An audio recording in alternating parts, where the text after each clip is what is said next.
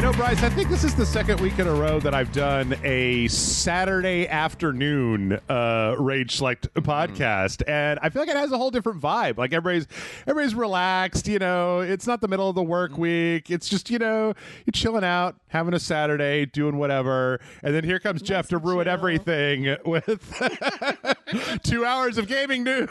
So, welcome back, everybody, to the Rage Select podcast. Here, Rage Select. I'm Jeff. Hi, I'm Bryce. And Bryce, we have I need to excise it from a lexicon. Let it out. It's a weird week. It's a weird week. It's a weird week. I actually think this might be the perfect week for you and I because I feel like I've got few big stories as opposed to a gajillion small stories. So who knows? I'm excited. Who knows? But before we get into that, what have you been up to, Bryce? You still watch anything, play anything? You in that Squid Game? You do that Squid Game, Roblox games on Friday nights, or?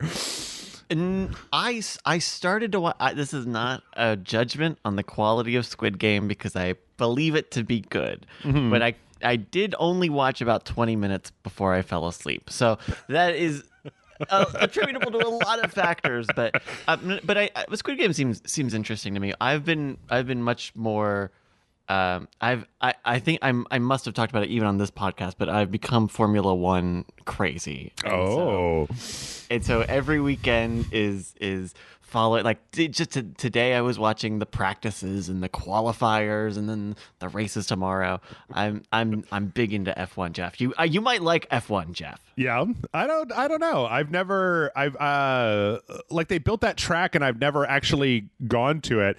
I tell you what, I'm actually more in danger of becoming a fan of soccer because not only do I really like Ted Lasso, which had its season 2 finale. Oh, Bryce just ran away to go get something. He literally just stood up and ran away to go get something. Yeah. But they built the soccer stadium like 3 blocks from my house. Like I live within walking distance. I mean, walking you're distance. Super close. Yeah. To the Q2 stadium. Oh my God. Austin FC plays. He's got the merch. He's literally repping the merch. He's got the Austin FC merch. I've got the jersey. I've got the towel. I've got the rainbow fridge magnet. Oh, this is really uncomfortable. It's way too hot to wear a scarf right now. Yeah, no, actually, it's funny you bring that up. We went and saw them play a week and a half or so ago, and it was great. Oh my God, it was so fun and also cheap, really cheap. Really? Okay, but see, thing for seats. The thing for me is just that I like. I don't like going to sporting stadiums, and right now I'm still easing back into like being around more than 3 people at the same time. But I was really just hoping that they would use it for like, hey, Def Leppard is playing at the soccer stadium, and I'm like, okay, well that's right down the street from me. I can go see Def Leppard. Of course, getting tickets for anything music related in Austin is expensive and bullshit. So who knows? I'll probably just stay at home and watch Netflix like I've been doing for 2 years, 3 years. I bet there's 4 years. I bet there's a caliber because I think like the super A-list musicians are going and performing over at the F1 track over at the Coda. Oh, okay. Or they'll go and do any of the number of live music venues here in town. But the Q2 Stadium is nice where I bet you could do something interesting there with the sort of 360 kind of arena style seating. But it was a good time. I'll tell you what. I certainly would like to do it more. So I've become very big into sport. The past couple of years. Wow, look at that, becoming the sports guy. I'm gonna have you on for Madden next year, or we should do a video for that horrible Konami eFootball. eFootball, yes. We should do all of these things, Jeff. We should do all of them. I tell you what, the one sports game over the last few years that I really, really, really enjoyed was the Captain Tsubasa Champions thing, because it was like a shonen anime, but then like in between the shonen anime they played soccer, and soccer's really easy to understand. Like but then they also had like crazy anime powers, so they would jump up in the air and then fire would come off of them, and then they would do a goal and everybody would go goal. So I actually watched because we're recording this on a Saturday instead of Friday, I got the chance to watch the Muppets Haunted Mansion last night, which came out on Disney Plus. I'm not sure whether. Well, okay, it was 59. It was like 55, 59 minutes. It was an hour long. It wasn't a full movie. It was only a single TV hour special, right? And it was like the Muppet stuff was great. I liked, Will Arnett was kind of like the head of the spooky stuff. I liked some of the Haunted Mansion stuff that they did. It's the problem was they were trying to cram in these weird arcs for like Gonzo and Pepe, like to give them emotional stakes in the story of like Gonzo's like, I'm not afraid of anything. And they're like, oh yeah, what about this? And he's like, I guess I am afraid of something. And the whole thing just came off as really like ham-fisted and that it didn't work quite as well. I don't know, but then the problem that I have is that I really grew up with Jim Henson Muppets and like the Muppet movie and the show and all that stuff. And so that stuff is just like in a league of its own. And I remember really liking, what was the movie where Gonzo's like the aliens? It was like the Area 51 Gonzo's trying to figure out where he's come from, and it turns out he's an alien. Anyway, Bryce is making I don't know faces. It's on the tip of my tongue. Come back to me. But it was okay. I don't really feel like it was up to the standard. Like some of the Muppet stuff is really good, and this was like okay. So now, do you think for say a less from a standpoint of a not critic, right? If will a family enjoy watching it? Because I have to feel like there's also got to be a certain amount of just like, it is family friendly, nay children's programming, and children's standards don't have the long history and context that we kind of put the material that we grew up with. And do you think just people and their families will still like it, or that it's like doesn't hold up to say previous specials? It's also really weird because since it's Haunted Mansion, it has some like kind of disturbing horror themes to it. Like there's all these ghosts that were people that are trapped. Like the B plot is that the woman in the Haunted Mansion who chops off her husband's head is trying to like brainwash Pepe into marrying her so she can murder him. And like, I don't know. It's a really weird tone because on the one point it's family friendly, but then on the other side there's some kind of stuff in there that I don't know if it would work. I don't know. I guess what it really depends on how much enjoyment you get out of just like, ooh, look at that. Ooh, look at that. Ooh, look at that. Because I felt like the story just didn't have any, we've seen so much modern stuff about story structure that it's just like you need to just set up Gonzo's thing, his want, right? And then it's like, oh, you go through the whole thing with his want, but his need and the turn, the whole Dan Harmon story circle thing. Sure. It needed a little bit more of that because otherwise it just came off as like a lot of fan service for Haunted Mansion, a lot of fan service for the Muppets. But then the core story was just a little like light. And some of that might have just been the fact that like it was an hour long and that it could have done better if it had 2 hours to let things get set up better, percolate more, so it was okay. But again, I mean, it's on Disney Plus. It's not one of those $20 ones. It's like, it's just on there so you can go watch it and it's an hour of your time. So it's hard to get too incensed about that. I did find out a secret, Bryce. Somebody in my Discord told me a secret, and I'm going to tell the internet about it. So, okay, if you have like a NordVPN / Modern Rogue, and you set your region to Canada, and you open up Disney Plus on your computer, you can watch that Ryan Reynolds movie Free Guy right now, as opposed to spending $20 to rent it off of Amazon for 48 hours. So. Interesting. Yeah. That seems like that might be dubiously viewed in the eyes of the law, but I'm not a lawyer, so I don't know if Netflix starts suing me for using a VPN to watch stuff from other things. Like, I feel like that's now become a feature of the VPN and all the commercials. It's like, hey man, do you want to watch all that shit on Netflix from Britain? Get ExpressVPN 15% off with my coupon code. But yeah, somebody said that in my Discord last night, and I was interested in. I also watched the first 30 minutes of *Malignant*, and I think I'm going to continue watching it it's a silly movie. I think it very much has exactly the vibes of like when you're at a dive bar and there's some movie on TV and you spend the entire night going like, what the fuck movie is this? And then it gets to like the big monster part at the end and you're like, oh, I remember this piece of crap that came out like 5 years ago. So, but wow. Let us begin. We have a fair amount, but I was trying to think of a good transition into Smash Brothers. They finally did. Well, actually, this wasn't even a big reveal because at the last Nintendo Direct, they literally scheduled the final Smash Brothers DLC character to reveal. Mr. Sakurai presents, and it's Sora from Kingdom Hearts. I mean, you know, I don't like Kingdom Hearts, but there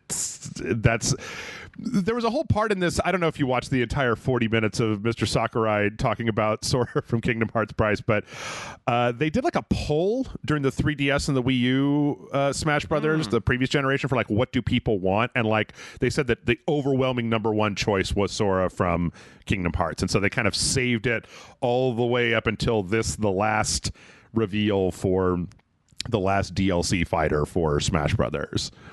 For no reason, I'm looking up the release dates of Smash Brothers for the 3DS and Kingdom Hearts 3 just to see what might have happened in between those two periods in time. But they were quite a distance from each other. Boat.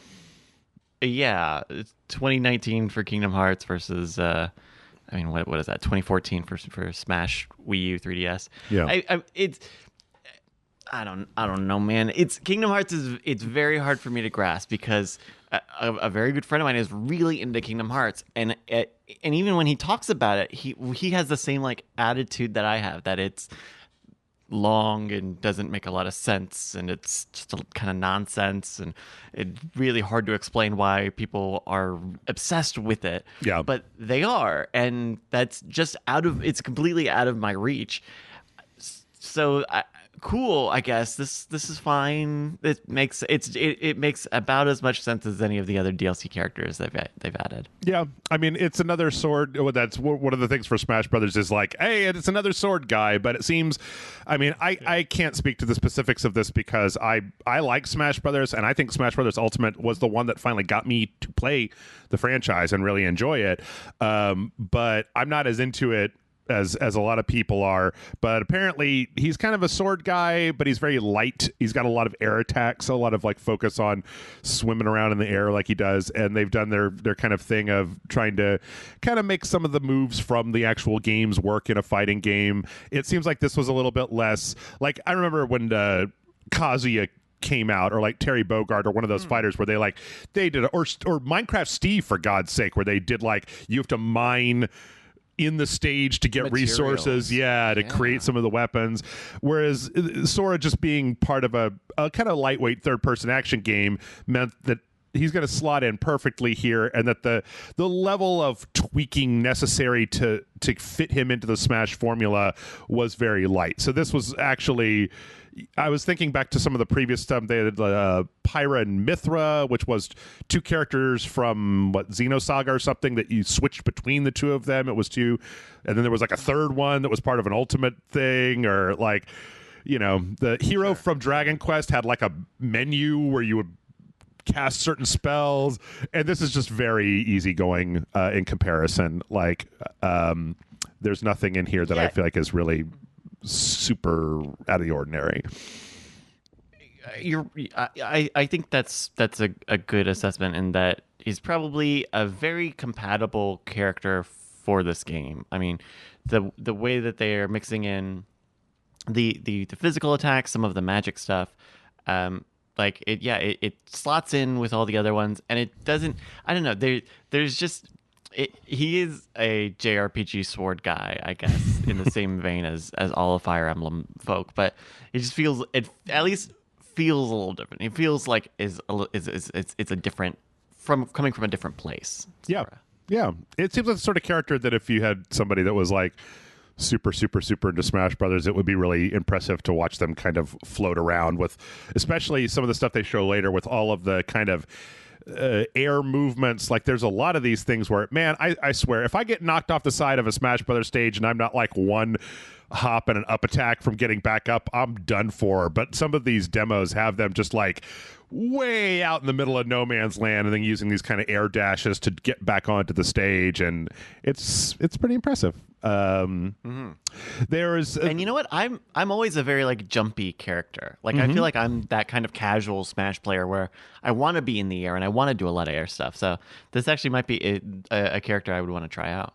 Yeah, there you go. So have you been, okay, I was actually going to ask before we started, but you've actually have been into and playing Smash Ultimate, or I mean kind of casual, picked Very it up little. and okay. Yeah, very casual, very just socially playing with people, but not even playing online, just hey, here's Smash, let's play Smash for a little bit. Okay. It was kind of interesting. They have the stage, and I mean, none of this was mind-blowing, and all of it is just kind of like meat and potatoes, right? The stage was this castle from Kingdom Hearts, and you're kind of flying around on a platform on the outside, but then they had this thing where as the match gets close to being done, it moves into the kind of nebulous Kingdom Hearts space and puts this big circle with pictures of Kingdom Hearts characters on it. Interestingly enough, somebody pointed this out to me. No Disney characters, no Donalds, no Goofies, no nobodies. It's all your Roxases and your what was that blue lady's name? Aqua Kyrie? or Kyrie. Yeah, yeah. Sure. And they're not new assets either. I've seen on Twitter people have posted like they are some of the same stained glass kind of designs, but with Donald and Goofy very clearly removed from these little insets on the graphic. Yeah. So. And then they said that they talked a little bit about the music and how they put in kind of a selection. It didn't seem like a huge amount of music. Like some of them kind of get, I think it's like 9 different things, as well as a few. There's a special rework of one of the themes for a little stinger when you win at the end. All put together. I mean, the bunch of different outfits from Kingdom Hearts 1, 2, 3, and Dream Drop Distance, and a few of the other ones, and just a good solid kind of like end to the whole project. It was interesting though. It was kind of heartfelt to watch this because they've been doing. This game came out in like what 2019, 2018. Yeah. And they've done a lot of work on this, especially compared to the last one where I tried to get into the one on the Wii U, and it was just kind of like, but this one I obsessively played through the entire campaign. I played the Spirit Grid, I played a lot of the DLC folks.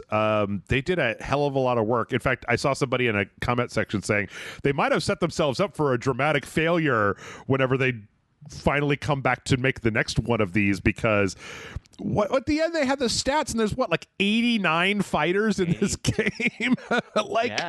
That's ridiculous. So I wonder because it becomes this big, I'm sure a big patchwork of legal rights and contracts, licenses and all, where even if you wanted to take a very pragmatic approach and say, well, say the Nintendo Switch 2 comes out and they wanted to make Super Smash Bros. Ultimate Pro Edition, like a remaster or an up-res like they've done for a lot of the Wii U games to the Switch, like even then I don't think you're going to be able to bring everything, if not a good portion. Like I bet there's going to be so much stuff that has to get on the cutting room floor because no one's going to want to do all these same deals again.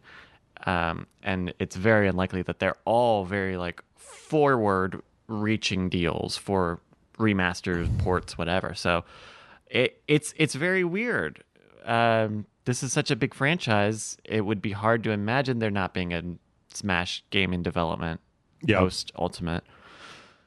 I guess a lot of it's just going to depend on where they're going from here, because this seems like, even if Nintendo, we've we've gone back into the rumor mill of like, there is a 4K Switch. We had all the rumors last week about that, and the idea that if there is a 4K Switch, that you would end up having like a patch or something to make this look better. But then, I don't feel like you would even start development on a new Smash until you started looking past the Switch to whatever the next, and even if it's a Switch 2, that like, I don't know, you'd almost feel like until you literally move into a different hardware concept, you would just stick with this. You just keep updating this, right? Update it to be 4K, update it to be 60 frames per second or faster on a Switch 2, or like say, hey, we're putting out the Ultimate Edition where for $60 it has all the DLC packs, and then we're coming in with one new character for the Switch 2 edition, because this thing has legs. Like it's a really good version of this game, and I feel like, I don't know. It does make me wonder, though, if people will stop downvoting the Nintendo Directs. One other thing in terms of like extending the longevity of this game is, because this is starting on the Switch, we kind of have a new sample case of what if let's say the Switch 2 has like backwards compatibility or some sort of Switch 1 compatibility mode, right? Sure. Akin to the way the Xbox does, right? It can up-res these backwards compatible games. I think it would be possible with my very, very rudimentary understanding of some of the software that like the Switch runs and that these games run, that you could do a forward compatibility patch like we've seen with some like PS4 games. Like remember even Cyberpunk, right? So the PS4 version of Cyberpunk knew when you were on a PS5 and would act accordingly. That seems like that would be the easiest way to keep all of this DLC and all of these characters intact. Because then it's also not just, man, I forgot about this, the campaign, right? All of those ghost fighters, right? Like just having those graphics in the game is going to be a huge deal. I don't know, man. Like, I don't know. I think so much about Metal Gear Solid 4 and what a great game that is, and how it has been 2 console generations and you cannot play it anymore. Yeah. Because they couldn't port it forward.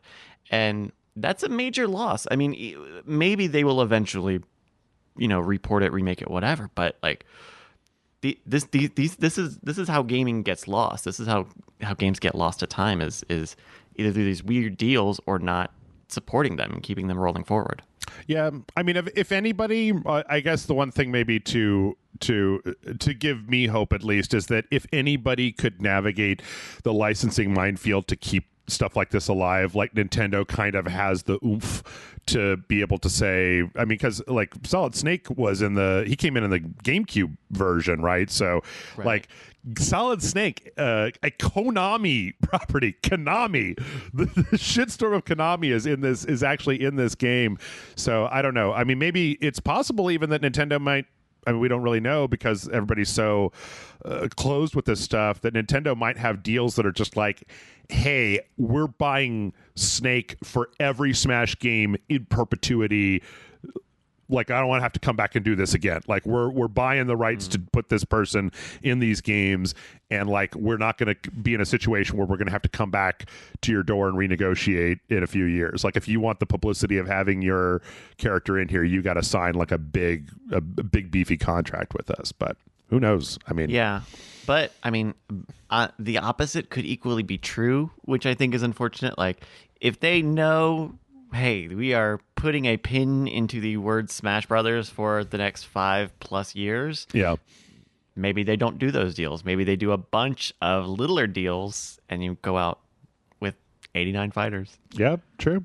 They also had, just very briefly at the beginning, I thought it was funny, they finally got the Doomslayer in as a Mii fighter skin, which is fine. I was never the biggest advocate for like put the full Doomslayer character into Smash, even though that was a thing that people really wanted. And then they put some Splatoon. They have a couple of hats, pretty much from Splatoon. Kind of anemic for the last. This whole thing, like, I don't want to dump on it or anything because it was kind of heartfelt, being like, "Hey, this is the last one." But none of this was exactly the most mind blowing of Smash announcements. None of this was just like, "Oh my god!" Like, my head's exploded. Sora was safe. His fighting style is pretty compatible, so there's not anything like really over the moon there. The stage is kind of regular. Like, it's very much just kind of like, here you go, here's the last one, and it's fine. But it does though mean that I don't know if I've said this before, but like, if you own a Nintendo Switch and you like any kind of fighting / party game, like even if you're a fan of Mario Party, and you can pick up, like if they put together Smash Brothers Ultimate into one package and then it goes on sale for like $40, that is a hell of a deal, because the single player campaign is fully playable by yourself. Like I've never played online, and I played, and the campaign was like 30 hours or something like that. Like it's hard. It's good, yeah. Yeah, you've got to like grind up the spirit support systems to like enhance your character, and I love how creative it is with taking characters from other franchises and then like, well, I just fought on they put, one of the things they did was they put Metroid Dread on here, and so they had a Dread fight that was Rob the Video Robot as one of the Emmys, and the thing was that it went invincible for a certain amount of time, and then it would become uninvincible. So they do that kind of thing all the time, and it's pretty great. But yeah. Good old Smash. It's gonna be weird. It will be weird to not see the Smash updates every year. It's a very strange thing to say, because I've only ever played Smash socially. I would not consider any big Smash update to be important to me or my livelihood, but gonna miss it a little bit. Gonna miss it. It was kind of ostentatious what they were doing, trying to be the Game Master Anthony of video games, and then doing it, having everybody. Yeah, it's kind of amazing. Nobody else has ever managed, and we just had the Nickelodeon All-Star Brawl or whatever. Right. But those are all just Nickelodeon characters, right? This is like Nintendo has characters from other platforms, other franchises, like things that haven't even been on Nintendo before, and it's kind of amazing. Actually, with that in mind, they also announced the Kingdom Hearts. The whole Kingdom Hearts series is coming to the Nintendo Switch, but it's that streaming version. So it's the Google Stadia, Amazon Luna, xCloud version, which I had never tried on the Nintendo Switch. And like, when I was getting ready today to do all this, I just kind of had my Switch on in the background, and you can download Hitman or Control, and I downloaded, I was like, show me Control, and I loaded it up, and like that thing played like garbage, and I have like very, very, very super fast internet.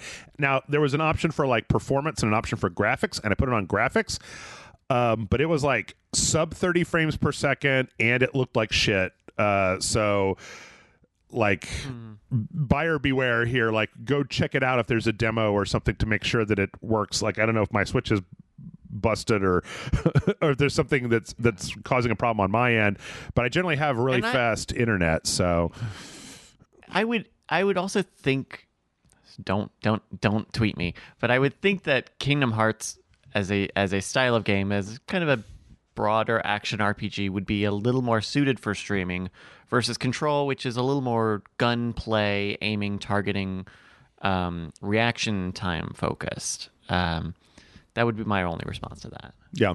I mean, I don't know. Some of the early Kingdom Hearts they seemed like fairly frenetic. Like there was some RPG stuff, but there was also a lot of kind of button jam and combo stuff. I don't know.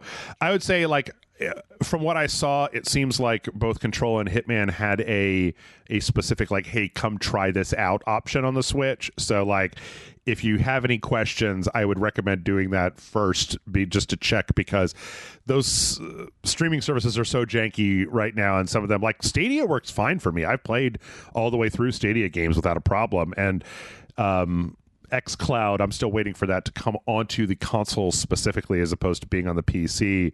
The PC version of xCloud is weird because it doesn't let you use a mouse and keyboard for games that would have like mouse and keyboard support. Like whenever you load it up, it's like specifically the Xbox versions of these games, and like it literally won't let you play without a controller. Like if you try to load it up, it'll be like, hey, plug in a controller, and if you don't, it'll let you bypass that screen, but then you just can't do anything, or at least you could the last time I tried, which seemed really arbitrary for some reason. But yeah, I mean, I thought it was my understanding that a lot of games had keyboard and mouse support on consoles, but maybe that's not the case. I don't know. I'm going to try that out. I think next week Back for Blood comes out, and I bought it on the I bought it on the PlayStation to play with Jason during the beta, because he had it on the PlayStation. But then I realized it's on the Game Pass. Just announced it for Game Pass. Right. Yeah. So I'm like, well, what if I load up my PlayStation 5 on my console, and then I attach my Xbox to the mouse and keyboard and my monitor on my desk, and then I could literally play 2 copies of Back for Blood in the same room with like a co-host, and we could literally be playing side by side, which, you know, that's actually pretty clever. If it's got crossplay, that's actually really smart. It does. All right. Next up, speaking of streaming and making content for the internet, we had a lot of Twitch news this week. This kind of started with a huge chunk of Twitch source code getting pulled off of their server and posted as this huge leak on 4chan. It was a 235 gigabyte torrent file that had like the source code, creator earnings, and a bunch of confidential informations. They say that so first things first, for anybody that's just hearing about this now, Twitch has said that they don't store credit card data, so no like credit card data or personal data was directly uncovered by this. But they are recommending everybody go change your password. They reset all of the stream keys for everybody. A lot of this is kind of just, there was a big data breach. I don't know. I had a hard time. Bryce, you might know more about this than I do. Some of the code that they talk about was for the SDKs of Twitch. And there was another story that I found right before we started that was talking about how for a few hours they put Jeff Bezos's face on the background of some of the games. If you went to the game, it would show the game and all the stats of people that were playing it, but then the picture in the background was Jeff Bezos doing a PogChamp face. Yeah. So I don't know if it's clear maybe at the moment whether this is going to degrade the security of Twitch, or if this is something where they could just kind of reset all the hashes and the passwords and everything, and it's fine, or whether I'm not entirely sure whether what was leaked has enough technical API data to uncover security flaws that will end up being exploited in the future.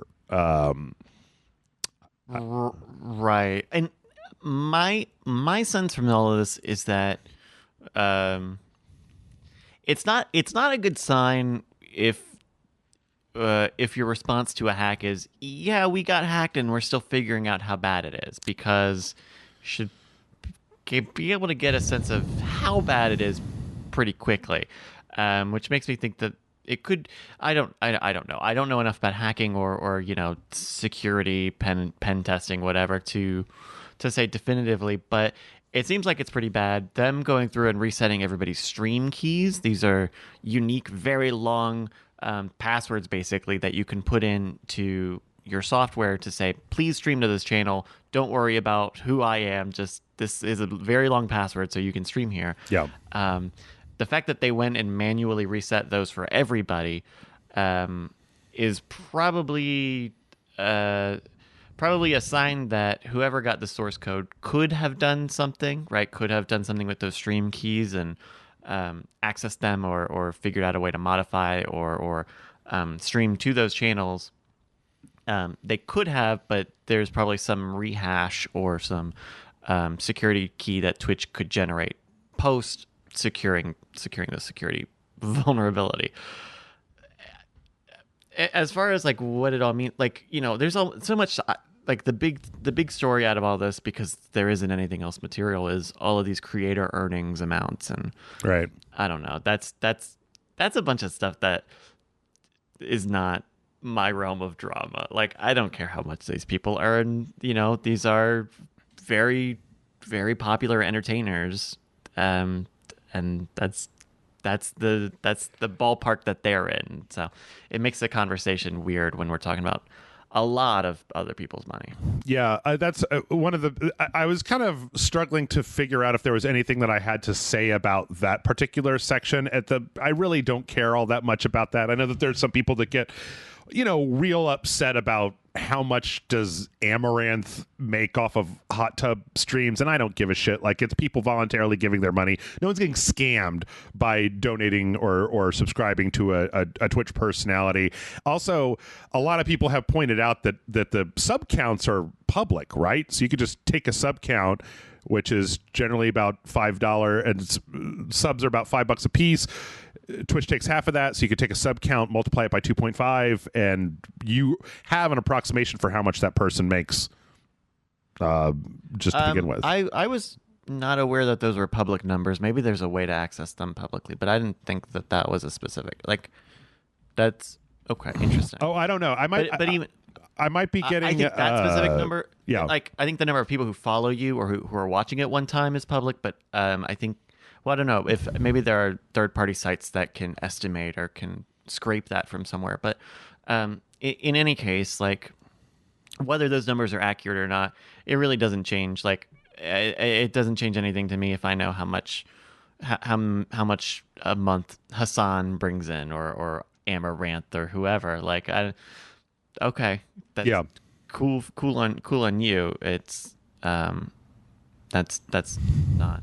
It's not that it's none of my business. It's good to that can be good to know kind of the landscape of the industry, but I have no action. I think no action should be done about it. Right. Yeah, it was interesting too because there was some criticism that came out when they looked at it. Apparently, I mean, just for anybody who's interested, apparently Critical Role is the top, the #1 Twitch channel at this point. I've never watched Critical. I don't really watch stuff on Twitch all that much, except for Marbles with Bryce. Marbles with Bryce, the only channel that I watch from time to time. So, but and even with like the Critical Role thing, right? They do like a big tabletop RPG production, and so they have a lot of hosts and a lot of crew involved. Like, it's no wonder that they would have, it's a lot of work goes into those streams. So, I would understand making the pitch in a similar way. Yep. There was a little bit of a lot of the articles that I read had kind of talked about how most of the people at the top are men, and most of, there aren't that many women, there aren't that many people of color, that it tends to be a lot of kind of white dudes up there. I don't really know what that. I mean, I don't know what to say outside of like. Welcome to tech. Right? Yeah. I don't. I think that's worth knowing. I mean, it's great to know that, but I mean, a lot of this is it's so weird because some of this Twitch stuff is it's like, you see the amount of money. It's like, well, people knew the deal. Like, they knew the deal. Nobody was being tricked or strong-armed into doing that. Like, if the people who are at the top of the list as far as watching tend to skew in a certain direction, you say that's just how many people tuned in. Again, there's not like a conspiracy. It's not like Twitch is, or I don't know, maybe if there's evidence that Twitch is manipulating those creators into being more popular, I have yet to see that as a news story or something, but like at the moment, the most charitable reading is that like you have people voluntarily giving their money to streamers and that people tune into the streamers that they like. And so that's what's resulted in this situation as opposed to some kind of nefarious, algorithm that's fucking everything up. So, yeah, I mean, think about the process to subscribe to somebody, say if you're watching Twitch on your phone, right? On, say, your iPhone. Yeah. How ornery it is. You have to buy their weird fucking tokens, and then you have to turn those tokens into and then they only work on your phone. Like, look, man, if people were being tricked into this, these wouldn't even be the numbers. It wouldn't even be this. We would have a completely different, more obviously morally wrong story. Yeah, exactly. That's kind of where we're at right now. I mean, the hacker posted this as part 1, so it's possible that there might be a second part. There was the kind of weird note that apparently this was posted with the hashtag #TwitchDoBetter, which was being used to kind of, try to rally Twitch against doing something about the hate raids that were happening. So the idea of dumping a lot of this internal data under that. But like, of all the things that of all the things that Twitch has done, like Twitch actually did that thing where they put the option for 2-factor, like you can limit your chat to people who have done like phone authentication for their accounts and stuff. They signed that thing recently with some there's been some music industry deals, I think, to try to keep some of the auto DMCA stuff from being as onerous as it is. Like, don't get me wrong, I think that Twitch as a platform is a total dumpster fire, but then all of the platforms are dumpster fires. YouTube is a dumpster fire. Twitter's a dumpster fire. Like, Twitch is bad, but is it any worse than any of the rest of them? Maybe. I mean, Vimeo is great. I love Vimeo. They give me what I want. High quality music videos from the 1990s. Thank you, Vimeo. But I mean, I think this being posted with the Twitch Do Better hashtag is entirely ironic, and I don't think that this has anything to do with that movement. Yep. Let's see. We also, the last thing that we got from Twitch is apparently Twitch is pretending, or is thinking about rolling out this new thing where now you could do this. It's worth pointing out before I say what this is. You could previously do this with bits, with the internal Twitch currency. Apparently, you could boost a channel, but apparently Twitch is announcing a new feature that lets you boost with just straight up money, like Facebook style, where like, hey, do you want to pay money to make your channel higher in the ranking, come up earlier when people search through a game, or closer? Like, as according to this article, it says that it says, as it stands, viewers can buy recommendations, with the example shown offering 3,000 of these quote unquote impressions for $2.97. I've always been like, I'm so torn with this about, I kind of like the idea of disconnecting the revenue stream for some of these video platforms from direct advertisers, because advertisers are really squirrely and they don't like content that isn't super generic and vanilla. On the other hand, I mean, you know, I should have put the stories together in a different order, because like Avengers just lets you start paying for XP boosts, and nobody likes that. So the idea that you could pay to boost your actual Twitch channel with actual money is weird, because it kind of goes back to what we were talking about. Like, that's more nefarious than just like, oh, it turns out people like Critical Role, so that's the number one channel, as opposed to like, I put enough money in to make my channel raise up in the ranks. Like, I don't know. And you know what I really don't like about this is the way that this is positioned in two ways. A, for streamers, like, hey, here's a way to buy advertising in our advertising system, but not even in the advertising system, just in their recommendation system. So not even in the big thing that gets shown in front of a bunch of people. But the thing I really don't like about this is that this is also aimed at viewers to support the streamers that they're watching. Like, I'm looking at a GIF here on the Verge article. Boost this stream. Help what's her name? Kakashi get discovered. Boost recommends Kakashi stream. So like, they're saying to viewers, hey, do you want this streamer to get popular? You pay us, we'll make them more popular for this nebulous impressions or clicks or whatever. And so that's $3. That's about $3 out of the viewer's pocket that goes entirely to Twitch. It's not like the streamer gets any cut for being the lead on this sale. It's just, I mean, I think that's really, really gross. I really don't like that part of it. I mean, it's one thing if you're like, hey, we've got a recommendation system you can get as a part of it if you're like someone who is serious and like has a budget to do this.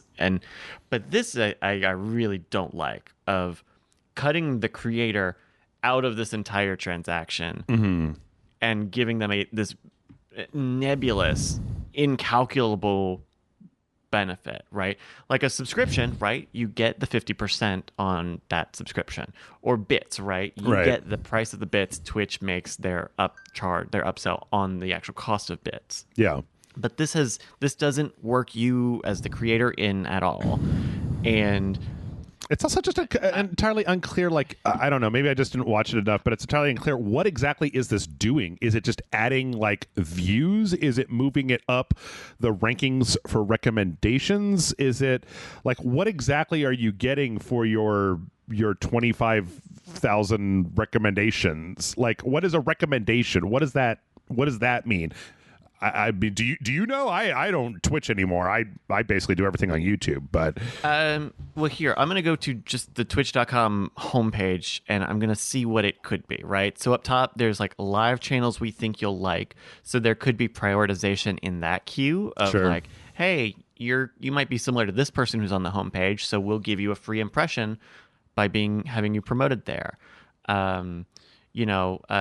When this channel is offline. So if you are similar to another channel and someone is on the homepage, you could be promoted somewhere there.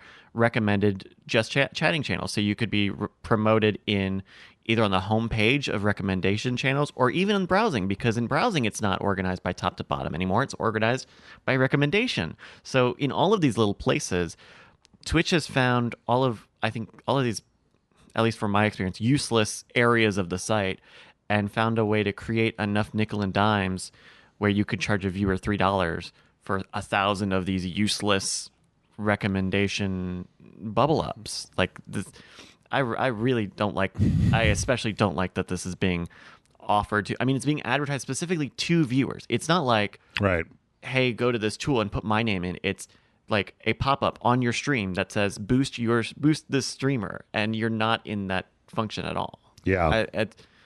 The more I'm reading about, I had not really read up on this before we had got ready for this show, Jeff. But man, not a fan. Is what you're saying. I've grown to not like this. Well, yeah, I agree. I mean, again, see my previous comment about how everything on the internet is kind of a dumpster fire. Because I don't know. I'm also not a big fan of this, but. Anyway, speaking of dumpster fires, let's talk more about Activision Blizzard because we got a whole new angle here. So what was it, like 2 weeks ago that the EEOC, Federal Employment Equal Opportunity Employment Commission, brought a suit that was immediately converted into a settlement where Blizzard was going to give something like $18 million to a fund to pay out to people who had been wronged by them, and then the kind of, if there was any money left over, it was supposed to go to kind of like women's like charities that boosted women in STEM and tech and stuff like that. This week, the California Department of Employment and Housing has basically jumped into this settlement and said, hey, now, whoa, there's a few things here because, like, we're not done with them yet. And apparently one of the things that was part of this settlement is it was within 30 days of the this is from the settlement. It says within 30 days of the date that the EEOC notifies Activision Blizzard of the names of the distribution list, Activision Blizzard agrees to remove from the personnel files each eligible claimant any references to the allegations related to sexual harassment, pregnancy discrimination, and or related retaliation, et cetera, et cetera, et cetera. Basically, part of this settlement that was within 30 days of this being said it's done, Blizzard was allowed to remove any notes internally as to what actually happened. So then, like, if the California Fair Housing, and I forget that, it's so confusing. The California agency was then able to say, hey, we need these records. They could have actually been destroyed completely legally as part of the settlement. They are evidence. Right. They are evidence in 2 court cases. Yes. And one case can't just let you trash them and not use them in the other case. Yeah. Yeah. There's also another section of this that talks about the settlement fund and how when you actually look at the wording of the settlement fund, half of, like, any of the money left over, half of that will be sent to this Cypress fund for women, but then the other half of it can come back to Activision Blizzard to be put into their diversion and inclusion fund that is, like, internal to the company. So in that case, it's like they literally get to reabsorb money back into the corporation, which there's some problems with, because it's like, well, this is supposed to be paid out to make whole the people who have been wronged by your organization. You don't get to take this amount of money back in. So right now it looks like the California Department of Fair Employment and Housing is kind of jumping into this to try to put a stop to letting Blizzard use this EEOC decision to basically say, okay, we're done. We did it, and we're done, and that's it, and we've done our good boy points. So, yeah. And they almost got away with it too. Like, there are enough lawyers at Activision Blizzard who know that you need to protect evidence, that none of this, I think, is a surprise to any of them. But well, it also tried. It also I've never been able to understand how it was like the EEOC came out of nowhere, brought this complaint. It was resolved the same day with like it was brought and resolved immediately with this agreement of putting this piddly for Activision Blizzard. Like I think when I was looking it up, they said Activision Blizzard's valuation is something like $27 billion, and this was like an $18 million settlement. I mean, obviously these are large amounts of money for anybody. I will take $18 million to do whatever, but like but the idea that then it makes you wonder if there was something going on where like lawyers at Blizzard like contacted the EEOC and they were like, hey, we want this to be over with. We will agree to this we will pre-agree to this settlement if you bring this, and so that we can get this wrapped up in a bow. And then as part of it, we get things like you can destroy the particulars. Right, exactly. So the only thing is I can't imagine them colluding with the federal government to do this. Like, I can see where maybe there's stepping on each other's toes, right? The EEOC is a federal level commission, it looks like, I would assume, and the California department would be state level. Yes. So that would be my only thing of like, okay, that's how they had gotten their wires crossed. But in terms of Activision's role in all this, I don't think that they would. It would be very weird if they convinced the federal government to let them try to sweep this under the rug in this way. I think they tried to just play a hand that didn't work out. Yeah, maybe. I don't know. We'll have to see how it goes. I mean, this continues to be ongoing. I kind of wish that for, it really threw me for a loop when I went and saw whatever that article was, or when I looked it up and I found the valuation of Activision Blizzard at $27 billion, where it was just like, you guys should just step the fuck up, take the hit, and then move on. Like, your company's worth $27 billion. Like, that's enough that you can take. You could take a financial hit, you can take a social hit, you could take a cultural hit, you can reorg, and you should have enough money to be able to weather this out the right way, instead of just like hunkering down and trying to get through this, like actually doing right by the people that your company has wronged, and then moving forward from there. If that's what you want. Like, they keep, there was a statement that they put out that was like, we are committed to making Activision Blizzard the most welcoming, inclusive, and safe workplace possible. Our agreement with the EEOC reflects our commitment to significant improvements and transparency, as well as making immediate compensation available to eligible employees who choose to participate. Activision Blizzard is ensuring a workplace free from discrimination, harassment, or unequal treatment. It's just like, all right, fine. I don't believe you. Like, this was in the beginning. You said this exact same kind of stuff, and then went and hired the law firm with the union busting on their website to work on this for you. So like, anyway, I don't know. Yeah, I wish it would be very interesting to be in like. In whatever room they're deciding how to take what tactic to take here, right? Because I think there's a certain shake to what you're saying of hey, just own up to it. You have a lot of teams and a lot of franchises under your belt where if you just owned up to it and you took it on the chin, you could do the hard work and repair, over a good long time. But at the same time, maybe there are bean counters who said, yeah, we're not going to survive this, so let's try to do this as cheap as possible, and maybe we'll get some parachutes. Who knows? Yeah. It's one of those things where we probably won't know until we read about it in a book 40 years from now. Yeah. There's obviously a lot going on behind a lot of different closed doors in this. Well, speaking of terrible shit shows, Konami came out and apologized for eFootball 2022 and said they're gonna fix it. You guys you'll be shocked to learn that Konami's free-to-play gachapon shitty football game is a big pile of garbage, and apparently it sucks and it's buggy and it looks like I like what did they say here? Konami said it acknowledges that there have been reports of problems users have experienced with cutscenes, facial expressions, movement of players, and the behavior of the ball. I'm like, it's a soccer game. That's everything. You just listed everything.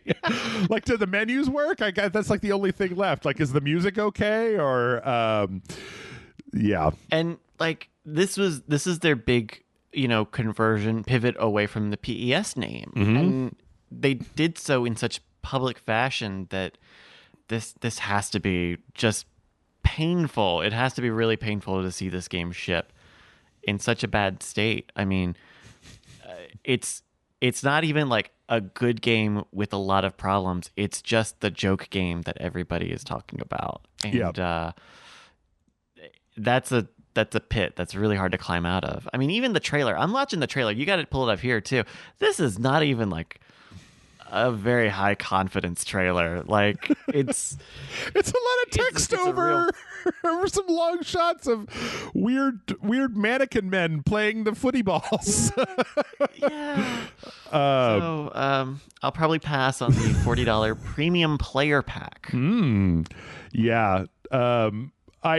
It's funny, like, I don't understand Konami. Like, I don't understand, like, for all the Activision Blizzard questions about, like, what are you thinking, executives? I don't understand Konami at all, where they're like, we're not going to make any games in any of the franchises that people love that we're known for. We have, like, these like, 40-year-old icons, mascots, franchises, things that people have been playing since the Nintendo days, and we're just not going to do any of that.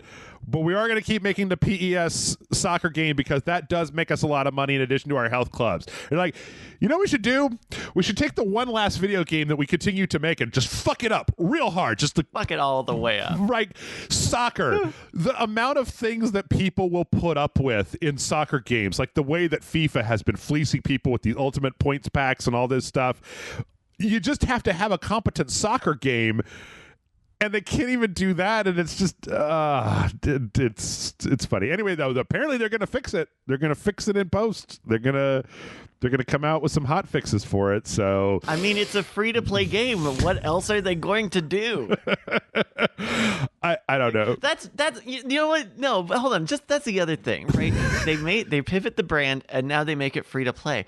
And if your whole thing about free to play is a very like. What you see is what you get, and the response from your customers is going to be a very direct response to how good this game is. So yeah, they're going to fix this game. That's where all the money is. Yeah, people playing this game. Like I don't know, man. None of this makes sense to me. It's always interesting to me when a complete and utter shit show makes it all the way to launch, makes it all the way to a Steam page. Like, I think that Cyberpunk is a good example, but I was thinking of what was that one I was just thinking of? The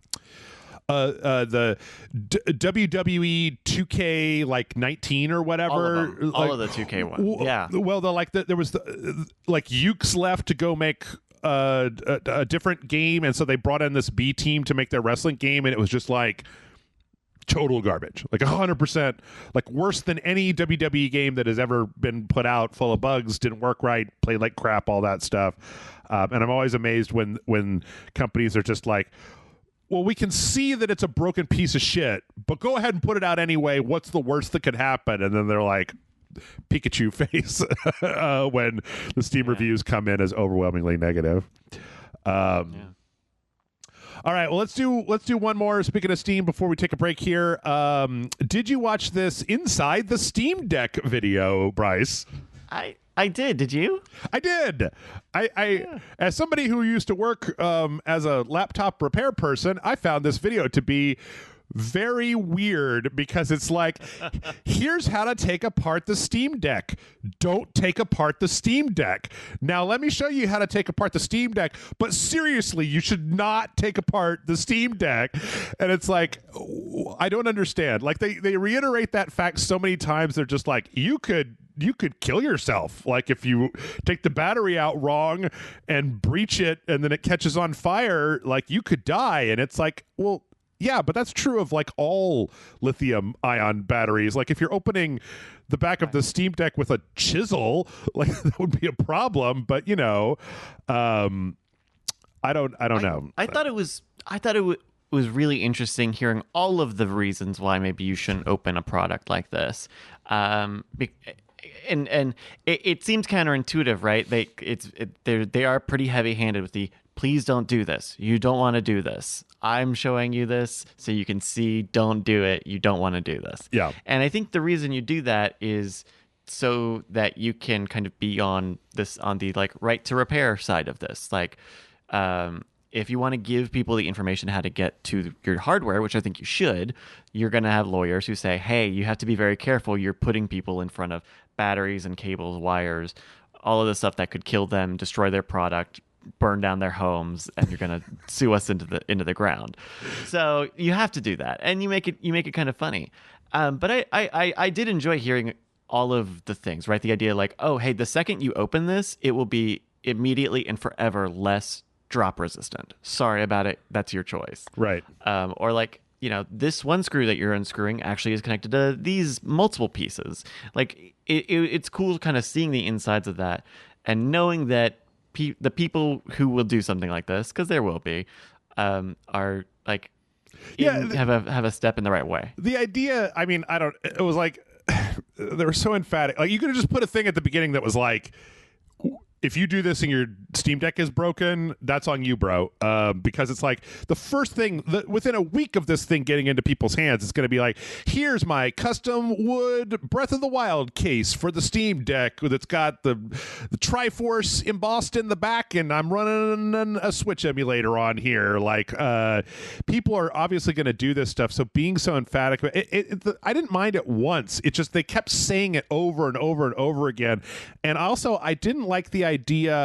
Okay, I'm really put off by the idea when they were talking about if you open this up ever, it's going to be less secure, less stable. It's going to be more fragile than it was. Like, the implication that when they said that, the part that you were just talking about, to me was that, like, okay, I used to work in laptop repair. Like, I'm not afraid of doing this shit, and like, that's why some of this came off as real patronizing to me, where they're just like, oh no, the battery could get punctured, and I'm like, you know how many batteries I've taken out of laptops? Like, and they're like, oh, use a wrist guard for static damage. It's like, that is a 1,000,000 to 1 chance. I used to work in a store.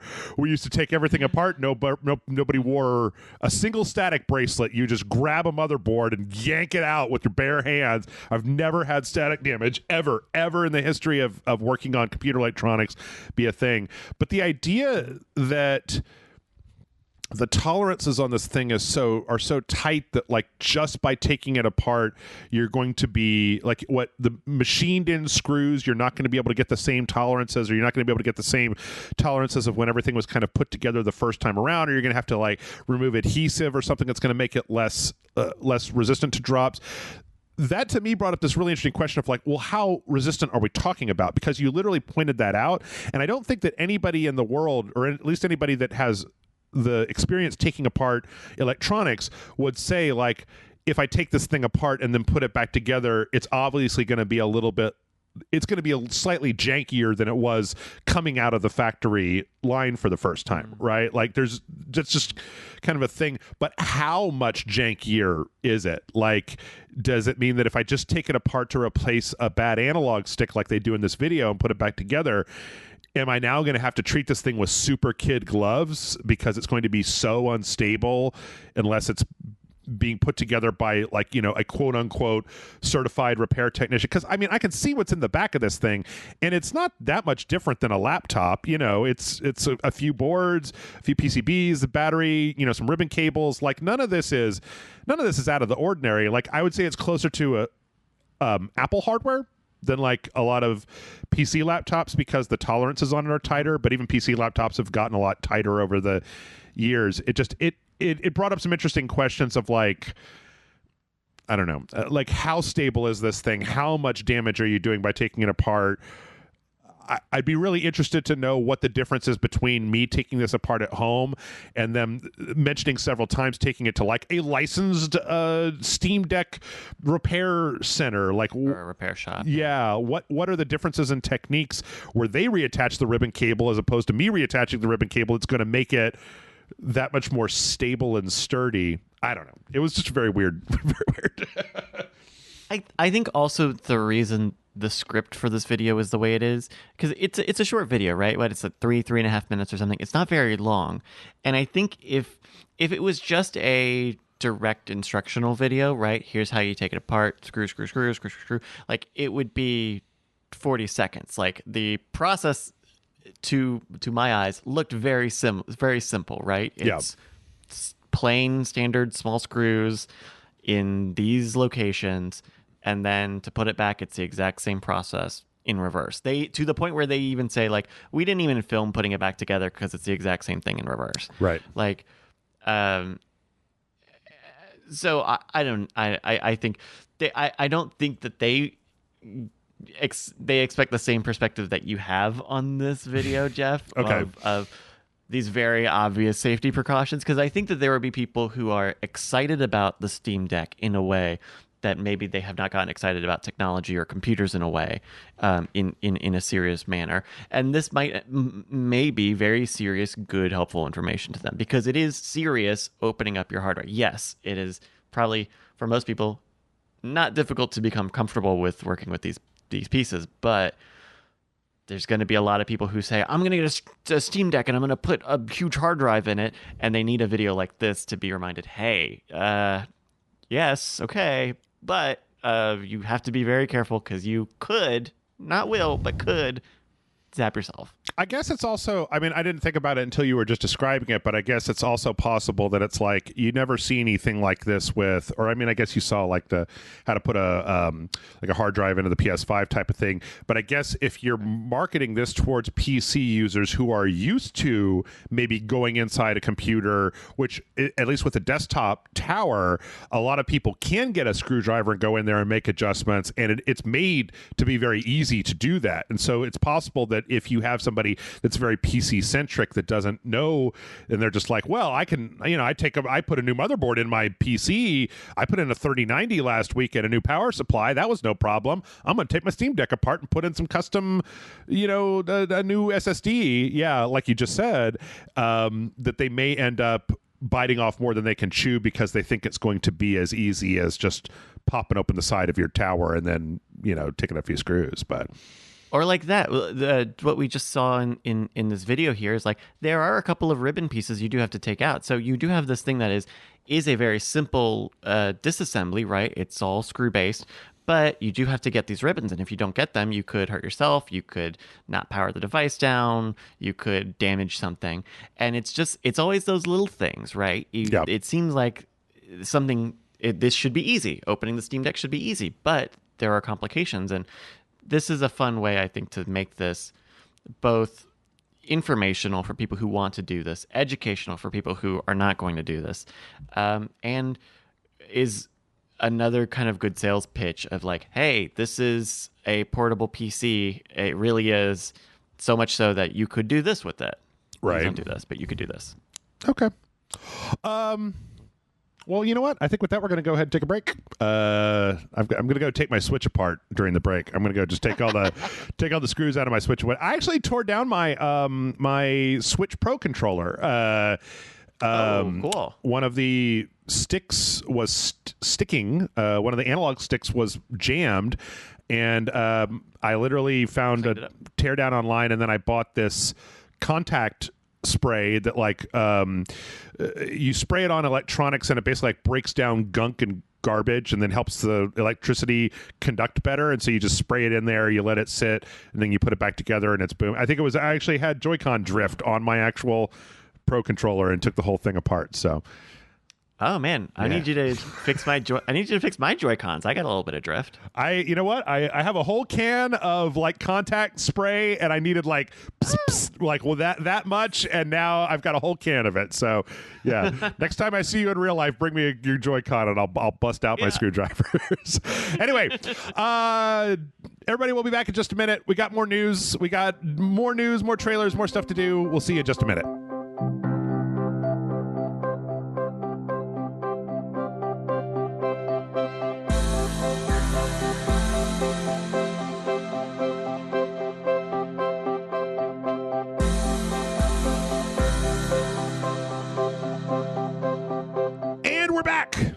And we still have news. There's more news. There's more news. But these are faster newses. These are easier newses. So first up, the New World that new Amazon MMO that apparently everybody's kind of crazy about. Like it's super jammed all the time. We saw during the beta for New World that there were problems with some specific video cards, and there was a thing where it appeared that like on the loading screen that there wasn't a cap on like the frame rate, and so it would just some video cards would just keep jerking the frame rate like higher and higher and higher until all the fans came on and then they overheated. This was specifically an EVGA like 3090, like the really most expensive, like biggest one thing. It appears that this is still kind of a problem, and it's funny because when you read this article, this is a Kotaku article that says like New World still bricking expensive graphic cards, says players, where there have been a few people who have talked about these kind of newer GPUs getting overheated by the game. But as you look further into it, it appears that this isn't necessarily a New World problem. It's just that this being such a new game that is able to take such advantage of the kind of the high power like features of these cards, that a lot of these cards were destined to die, like because they're just running so hot and so they have so much power going through them that it's not necessarily New World's fault as much as it is like because it's EVGA so cards, much unlocked processing, right? Wow. So this is like, say, EVGA. The part of this article says EVGA later explained in an interview that the cards were doomed to fail at some point. New World just happened to be the canary in the GPU mine, so to speak. There's also Power GPU apparently is another brand that we're seeing some failures on.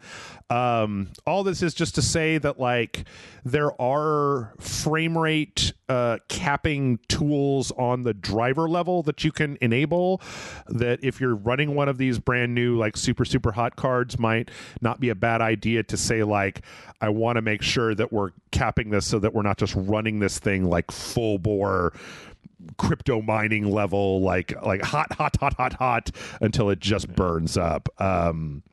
Which, I mean, it kind of sucks that that's a thing that's happening, especially because these cars are so hard to get, right? You're paying a lot for them.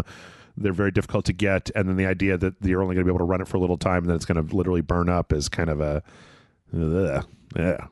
I guess, I mean, is it that the cards are being pushed past, say, some like lifetime, amount of work, or that they're being put through a very specific high intensity work that damages the cards? Because it would be crazy if it was the former. It seems more like the latter, that this is, I mean, are they totally destroying these cards? I mean, that's what it appears from the reports, but I don't know. I mean, it's also possible that we might have hit a point with some of these cards where, like, in an effort, because I don't think I've ever seen any stories like this with like the Founders Editions cards that GeForce puts out.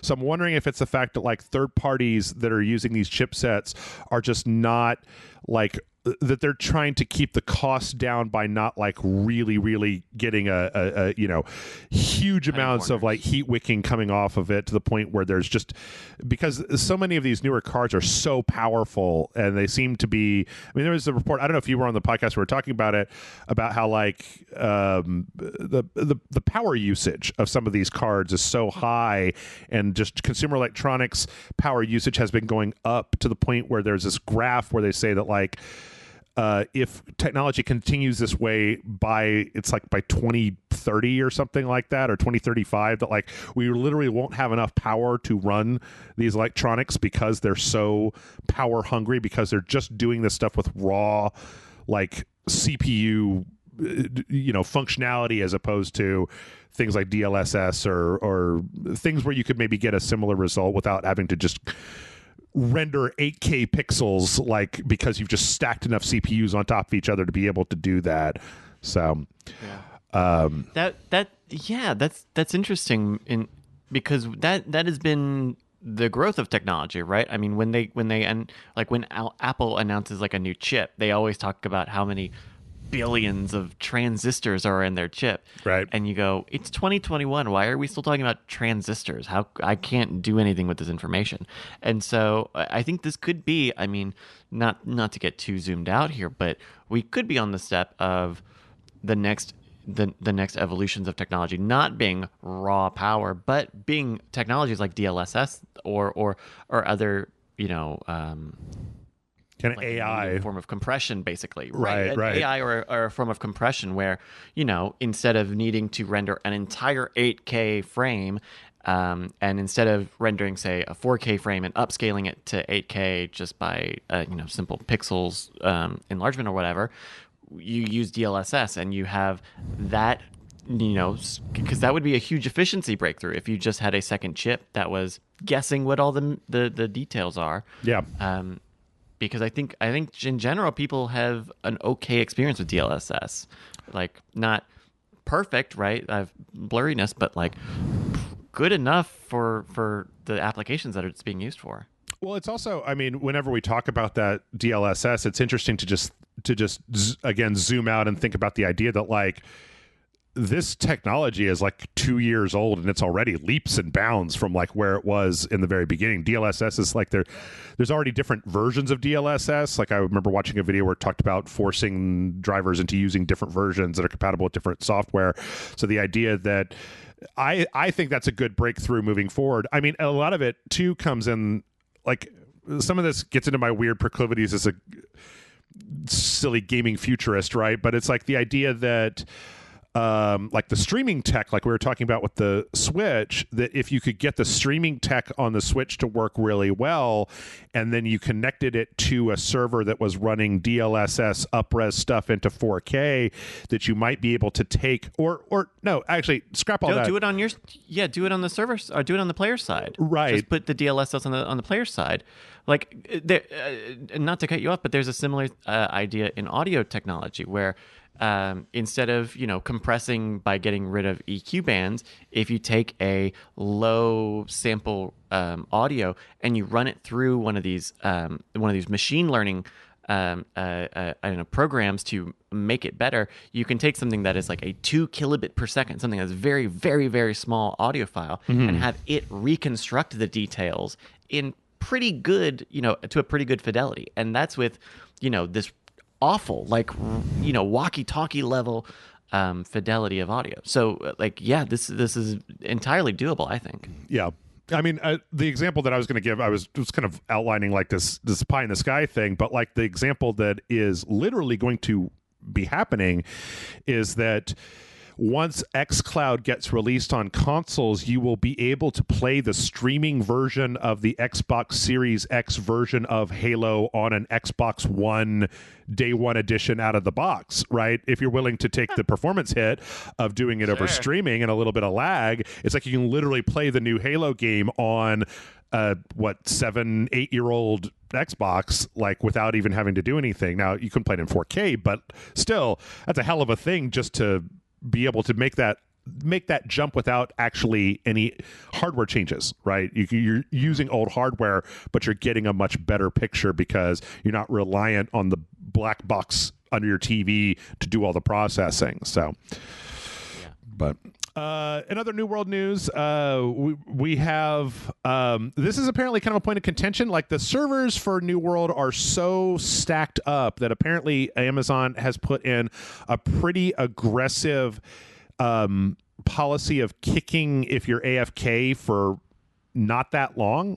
This particular article came from VG247 and didn't have the actual time involved, but apparently it's got some backlash from a lot of the people playing this who are just like, hey man, this is an MMO, and if I need to go make dinner, I shouldn't just be immediately booted out if I'm idle for 20 minutes. Like the amount of load on your servers, that's like a you problem, and that the people that want to play this game shouldn't be punished for just having to go to the bathroom or do something. Like, I'm not exactly sure how long it is, but it also, some of the Amazon game studios statements on it have been a little aggressive towards the players about like that this is like a your fault thing, and so there was kind of there was kind of somebody who said they're treating AFK players like cheaters, logging people out, that kind of thing, which is kind of weird. I mean, I get that apparently, like, between this and Final Fantasy 14, like, there's MMOs out there that are doing really, really well.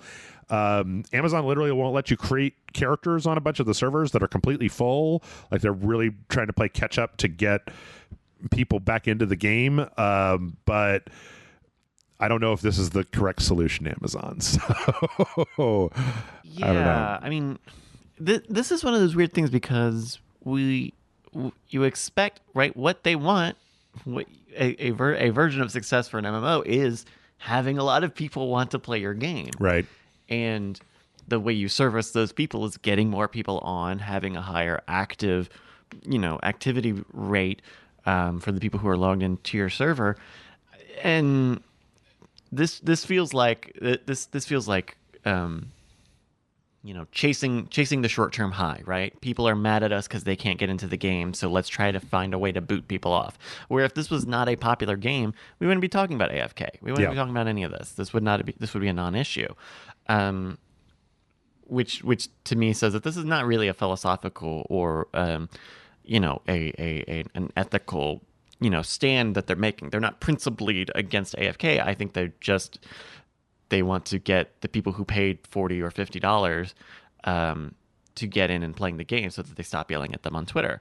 And I think that they know that they probably won't be able to fix this. If they could fix this quickly, they probably would have. And so they're probably mitigating this until they can either get more servers or the demand dies down. Because maybe they just need the demand to die down. Because is it a subscription game? I know that you buy the base game, but I don't know if it's they're also I don't getting know. people every month or not. Does New World have... That would be my only thought. Is if it's like a No Man's Sky, not to say that this is the exact same thing, but if it was just a thing where you buy a game and there's you don't have to worry about a subscription. Yeah. So then they already know that they're getting people to get the hot new MMO game with all their friends, New World. But then they have to at least look like they're doing something to get these people into the game, when I don't think AFKs are going to be that big of a deal. It's funny because while you were talking about that, I was thinking that just like I have a lot less sympathy for this because it's literally an Amazon game, and Amazon runs AWS, which like runs remote servers and VMs and stuff for like a big chunk of everything online. And it's like, if anybody had more servers that they could onboard at the drop of a hat, I feel like Amazon would be, I don't know, maybe it's not that simple. And if you're making an online game for Amazon and you're not ready to scale your servers like that, that's your fault. Yeah. And you got to own it. Yep. Well, one more New World story. Speaking of things that are Amazon's fault, apparently they've added a new thing into the login that's like this splash screen that says like, hey, protect the community and play fair and respect people. Because I didn't know this until I read this story, but apparently the way New World is it's like in each area there are 3 different factions, and you could join with each faction, and then those factions literally do PvP to like get areas. And like so in previously in something like World of Warcraft, you couldn't communicate with people that were in the other factions. Here you can, which has apparently led to like the first thing you want to do if you log into the New World is fucking get out of the voice channels, because the people in the other factions will apparently come at you in voice hard with like slurs and shit. Like so this is apparently Amazon attempting to try to like mitigate this by being like, hey guys, be excellent to each other, which I don't know. As somebody who's been on the internet for a long time, I'm like, I don't think that's gonna work, Amazon. I mean, you know, I don't know, but well, and the question for anything like this is, do you follow it up? This reminds me a lot of Drive Club. You remember Drive Club? I do. Was it Drive Club? Where when that game came out, or maybe it was GT Sport. It was one of those serious driving games. And when you logged into online, you had to like pass a driver's course of do not bump into people when you're racing. That's a bad thing to do. And that and I think part of the reason that works is because you force people into doing this. You say, we are showing you how to act right, and if you don't do it, we have reporting systems, and we will take it seriously. Yeah. And so that's the second part of this that I would be looking for. If you say on your splash screen, we will not tolerate harassment, bullying, or aggression, blah blah blah blah blah, then we need to see you taking that into account and not tolerating it, right? Yeah. I haven't played the game, so this is not accusatory in either way, but are you able to report people for that? Are they able to check in on that and take action on accounts that are violating, the rules of the splash screen? Because otherwise it's just a fun tax before you can play the game if there's not anything to it. And also, though, it does bring up an interesting question, though, about like if you set up a game that is literally designed to pit people against each other, like that you are actually like part of the game is fostering aggression against other players in different factions, and so then it becomes an interesting question of just like how far are you allowed to go when saying, if you say, forsooth, good sir, I a pox on all your houses, and it's like, oh, that's all right, but if it's just a whole string of profanity, it's like, nah, you can't do that. But I don't know. Right. I'm not going to play this game. I don't think. I don't know. Maybe I will at some point. But all right, let's move from fuckery on the PC to fuckery on the PlayStation. In the UK, there is a new system on the PlayStation 5 that allows you to try games before you buy them. Right now, Death Stranding and Sackboy's Big Adventure are the two games that are in there. I believe that Sackboy is like 5 or 6 hours or something like that. But then Eurogamer pointed out that timer starts when you hit the download button, and if the game takes like 2 hours to download, that 2 hours is deducted from the amount of time that you have to play the game. So yeah. Wait, that's what? Wait, what? I read this very differently. I thought that. Wow, I thought this meant. Wow, I thought this was like you have until the 28th to download it, or you have however many days it is until the 28th. But that timer starts right now, and you've got to do it right now. This is a limited time thing. Not, hey, when you hit download, your 5 or 6 hours starts right now. Yeah. Oh, that. The question would be: is it the full game download? Yes. Or not. Or I believe so. Like in the Eurogamer article, they showed a screenshot that was like Death Stranding downloading, and it seemed like it was like the full 50 gig download for the game. So as opposed to a condensed version, because it appears that the whole option, I mean, this is just one of those things where it's like, play the whole game, play whatever you want. Like you can do whatever you want for X amount of time, and then we're going to cut you off. I have to assume that this is going to be fixed. This is just some some bit set in the wrong direction, because it seems like just a punishment to anybody with a slower internet connection, that it's like, it seems like you're going to be engendering bad will towards this process for no good reason. Like, I don't see any security reason why this would need to be like this. It just seems like the sort of thing where, you know, when you hit the launch button, then we're going to start the timer. Like, that's how it's always been with time limited demos, as opposed to this silly system where it's part of the download time. So I don't know. In my head, like, maybe this is the way that they do this without making those games be always online required. Yeah. Like, maybe that's it. Is these are games that are on a disc, so we have to start it when you're at the last kind of confirmed transaction point with the online service, which is when you hit add to your library, not when you start the game, because you could potentially start the game offline. That's true. These numbers just don't make sense, right? Like, even like, I have a good internet connection. It takes me fucking forever to download stuff on the PlayStation Network. Yeah. So this is something that's going to affect everybody, and having it be like this. I think the missing piece here was if instead of downloading the trial, you played the trial on like PlayStation Now or Gaikai, or make a new branch of it, call it PlayStation Demos or whatever. Right. Because then it's like, I'm hitting the button, I'm ready to do it. Here's my timer. I'm starting the game. We've got the power of the PS5. We got that hard drive. Let's start and stream it all, and then you get a sense of it. Making you download the whole game doesn't work with this paradigm. I don't think it's bad. I don't think it's a bad idea, but this is not. These pieces just don't work together like this. You have to change one of these two things. Yeah. I guess the other thing is that in this, there was a Redditor that apparently suggested this, like, you can just create a new PlayStation account, right? And then you're downloading the trial on that PlayStation account, and then once it's downloaded, you switch back over to your PlayStation account, launch the game, and it technically would then have the full amount of time, but it's just kind of a weird thing. Anyway, additionally, we also saw another Sony Online thing where they basically PS3 and Vita stores are no longer going to allow you to just like directly purchase directly out of those stores. Like, you can purchase stuff on the PC, you can purchase stuff on the PS4 on that account for use on PS3 or Vita, but you can't apparently just hit the like go buy this now button. You can't add money on those platforms. Yes. You can buy, you can't add money, which is always this weird this Byzantine step you had to do that it always did for you, but now you can't do that one thing on those platforms. Yeah. And that's going in, that change is happening on October 27th. I don't know. I'm down to the last few things where I still use my PS3. Like, there were a lot of PS2 and PS1 games that you could download on the PS3.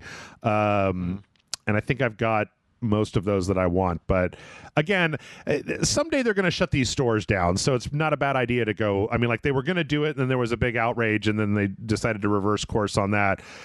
It seems to me like they want to eventually sunset this stuff. So it's not a bad idea to go get whatever you want off those stores. But yeah, this is I mean, it was not that long ago that they were going to shut these stores down. So this is the alternative. You have to put money on the website, and then you can buy the games. Like, it's not great. Ideally, they would just run these stores for as long as they possibly can, but at least they're still there. You know, it's a shame that's all we get. Yep. Let's see. Next up, the Xbox is putting out some nice 20th anniversary stuff. This is just a controller that's kind of based on like what do they say? It's based on the original Xbox debug controller kit, which is kind of fun. I mean, because original Xbox controller was just black, so this kind of has this green piping on it, and they've got a matching headset with the same kind of green piping on it. They have a little 20 on the side of them, and there's and also it's see-through. Yeah, it's transparent. And also it's see-through. Yeah, that's pretty cool.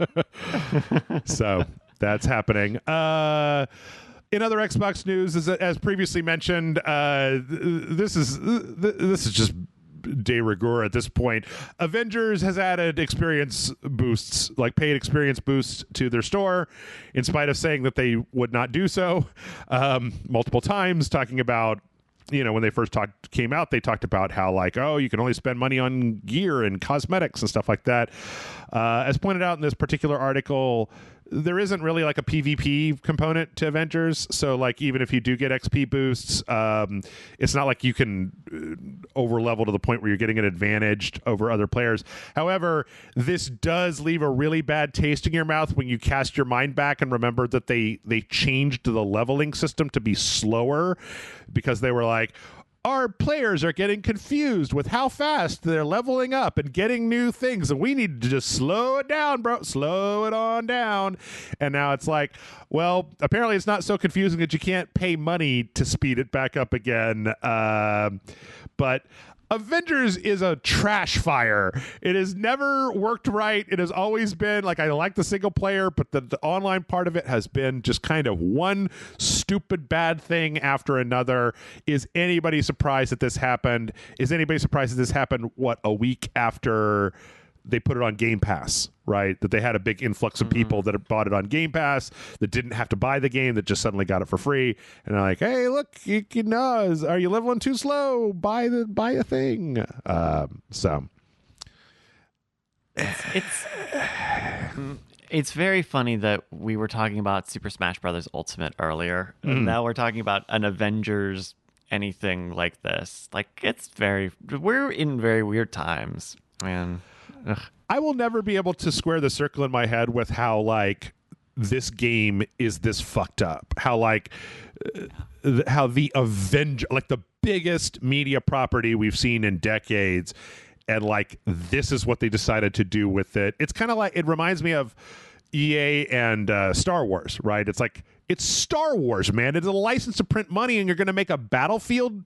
You're going to make an online shooter game. Like, make a Luke Skywalker Jedi guy extraordinaire like game. Yeah. Yeah. I don't know. What's his name? Bizarre. Boo. Speaking of bizarre, Bandai Namco changed their logo, and everybody hates it or loves it or doesn't care about it. It's now just like, looks like, it's just like the Twitch logo. It's like a pink, like a speech bubble. Square speech bubble. Yes. Yeah.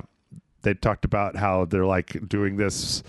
Apparently Bandai Namco is like connected to a lot of the different anime and stuff like that. So they're like, oh, we changed this to reflect our manga roots, and it's like, all right, whatever, Bandai Namco. It doesn't really matter, but it looks boring. It looks like it looks like a not. This is not derogatory. I know I just said the word boring, but it kind of looks like a logo for a charity.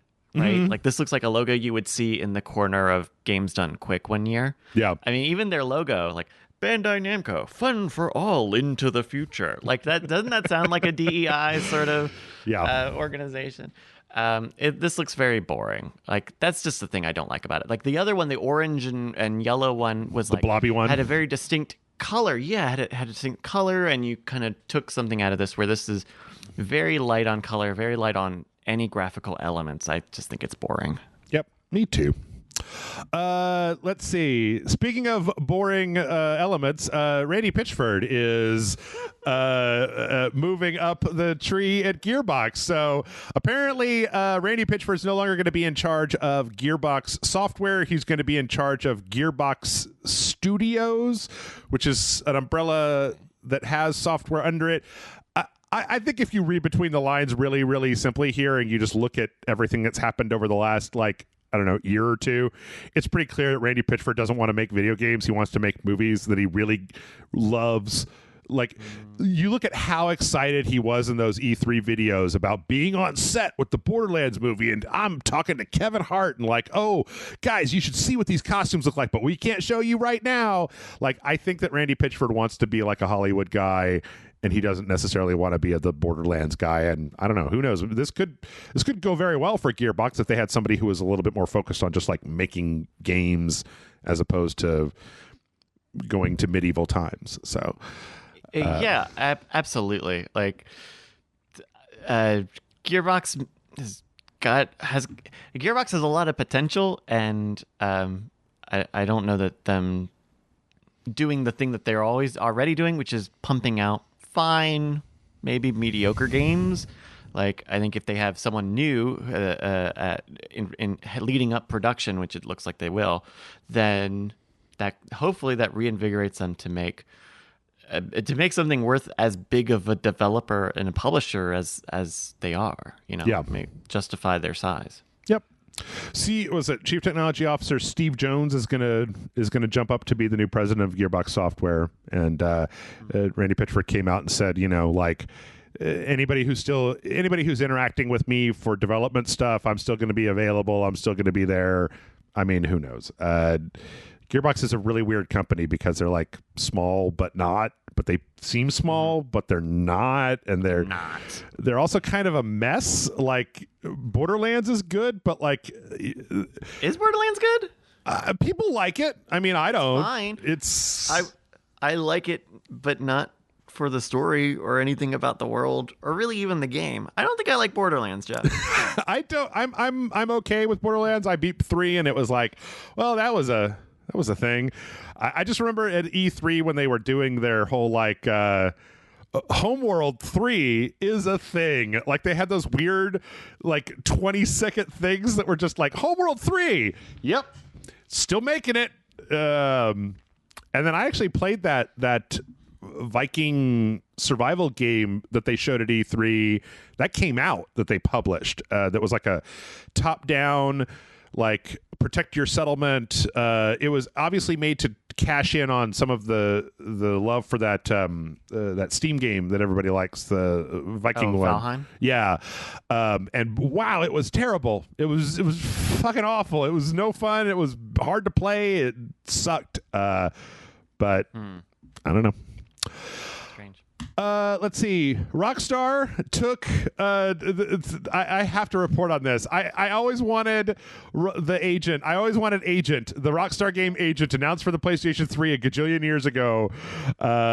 They refused to officially cancel it. They took it off of their game section on their website, which we would think would be a thing. But then when they were contacted, they said, we have no comment about the status of Agent, the game. And it's like, you guys let the trademark expire in 2018. Could you just cancel? Like, why just cancel the game? Like, come on. What do you need? What do you need that has already not been said about this game, Jeff? This game, it's not a game. It's never been a game. We saw one video, we saw one clip of someone jumping over a fence once. Yep. And now that I think about it, that might have been L.A. Noire. So, like, what game, Jeff? There's not a game here to mourn. just cancel it already. Like, quit pretending and cancel it already. I'm surprised they kept it on their website for as long as they did, though. Yeah. But we finally got a full-on, well, a teaser but a full announcement from Rockstar, the worst kept secret from the last 2 years. The Grand Theft Auto Trilogy Definitive Edition, Grand Theft Auto 3, Vice City, and San Andreas is a thing. It is coming out. It's got a trailer. Apparently they're going to be going back and just kind of updating them to make, well, what does it say? Across the board upgrades, including graphical improvements and modern gameplay enhancements, while still maintaining the classic look from feel from the originals. Coming in 2022 to all the things. So, Jeff. Uh-huh. Do you know why I don't like this? Tell me.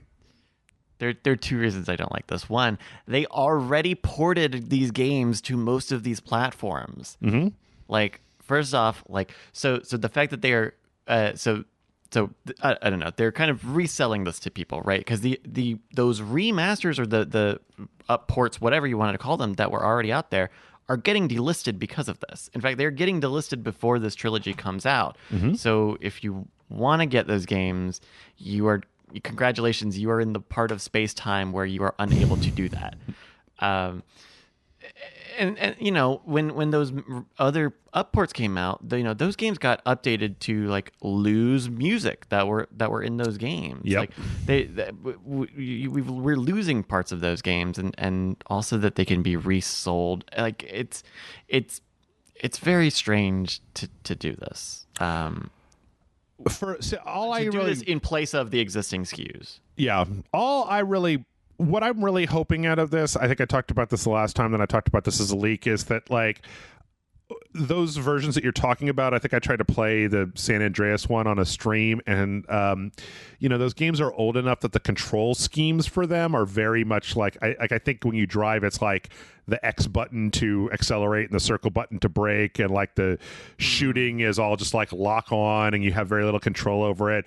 I really hope that if they do anything here, that they standardize and modernize the control schemes so that they're easier to play, because the last time that I tried to play the version that you're talking about of I think it was actually a Steam release or something of San Andreas, that was like a phone port that they put on Steam, and it was kind of crappy, and it was difficult to play. Like there was a lot of friction with just the controls of playing it. So that's kind of what I care about. I mean, I'm with you where I would love it to be as complete as possible, especially with the music and stuff like that. But then also, I don't know. I'm not exactly chomping at the bit to go back to these games. Like I get it. They're well beloved. I played them when they came out. I had a great time with all three of them. I don't feel the need to go back and replay a Grand Theft Auto game really kind of ever at this point. So I don't know. Yeah, I true. I think the last one that I played was we did a Patreon playthrough of the Ballad of Gay Tony for GTA 4, because that is the best version of GTA 4 that exists. That's a really fun version of GTA 4, man. Yep. Let's see. We also got a trailer. This is the most exciting thing this week for me. River City Girls is getting a sequel. River City Girls 2. River City Girls was one of my favorite beat 'em ups. Beat 'em ups have had a lot of great Streets of Rage 4, and like there's that Ninja Turtles game that's coming out. But River City Girls was great. It was about the girlfriends of the guys from River City Ransom trying to get back their boyfriends. Spoiler alert, the boys didn't even know that they existed. They were just kind of crazy and violent. But it kind of had that River City Ransom like leveling up system, buying new stuff, and it had this really nice pixel style, great animation. I think Arc System Works did this. Yeah, it's on their channel. But they're making another one. It looks like in this one you're going to be able to play as the boyfriends at some point. There's going to be some new characters. If Arc System Works wants to make another one of these, I enjoyed the first one so much that I'm more than willing to just jump right into anything else they did. They've really done a lot of crazy shit with the River City Ransom like universe, because there was what the hell was that one? There was one that was on the Switch where it was like an RPG with the bad guy from River City Ransom. Like he was literally trying to save the world from space aliens, and it was like a JRPG but River City Ransom, and I'm like, what? So yeah. Neat. I'm glad that they're like building on top of this. I remember I remember seeing really good response to River City Girls, the first one, the original. So I'm glad that they're getting to build on it and, adding in some extra characters. This is like not the same art style as the previous one, right? Like the previous one was a little more traditional, like 8 or 16-bit, where this looks a little more kind of slightly more modernized. I did not really play much of either. I thought that it's here. Let me look at this is the beginning. See, it's the same. Yeah, it's the same kind of sprite style as the previous one. There have been a lot of different things in the River City universe, so it's possible that there's some of them that hew closer, because there was a new River City Ransom game that came out that had like more of the style of the original River City Ransom. Around the same time, like within a year of this, I think there was like a sequel to River City Ransom that came out that was a little bit more that squat kind of chibi style that they had in the previous one. But yeah, this one has a little bit more overdone, a little bit more detailed style. So,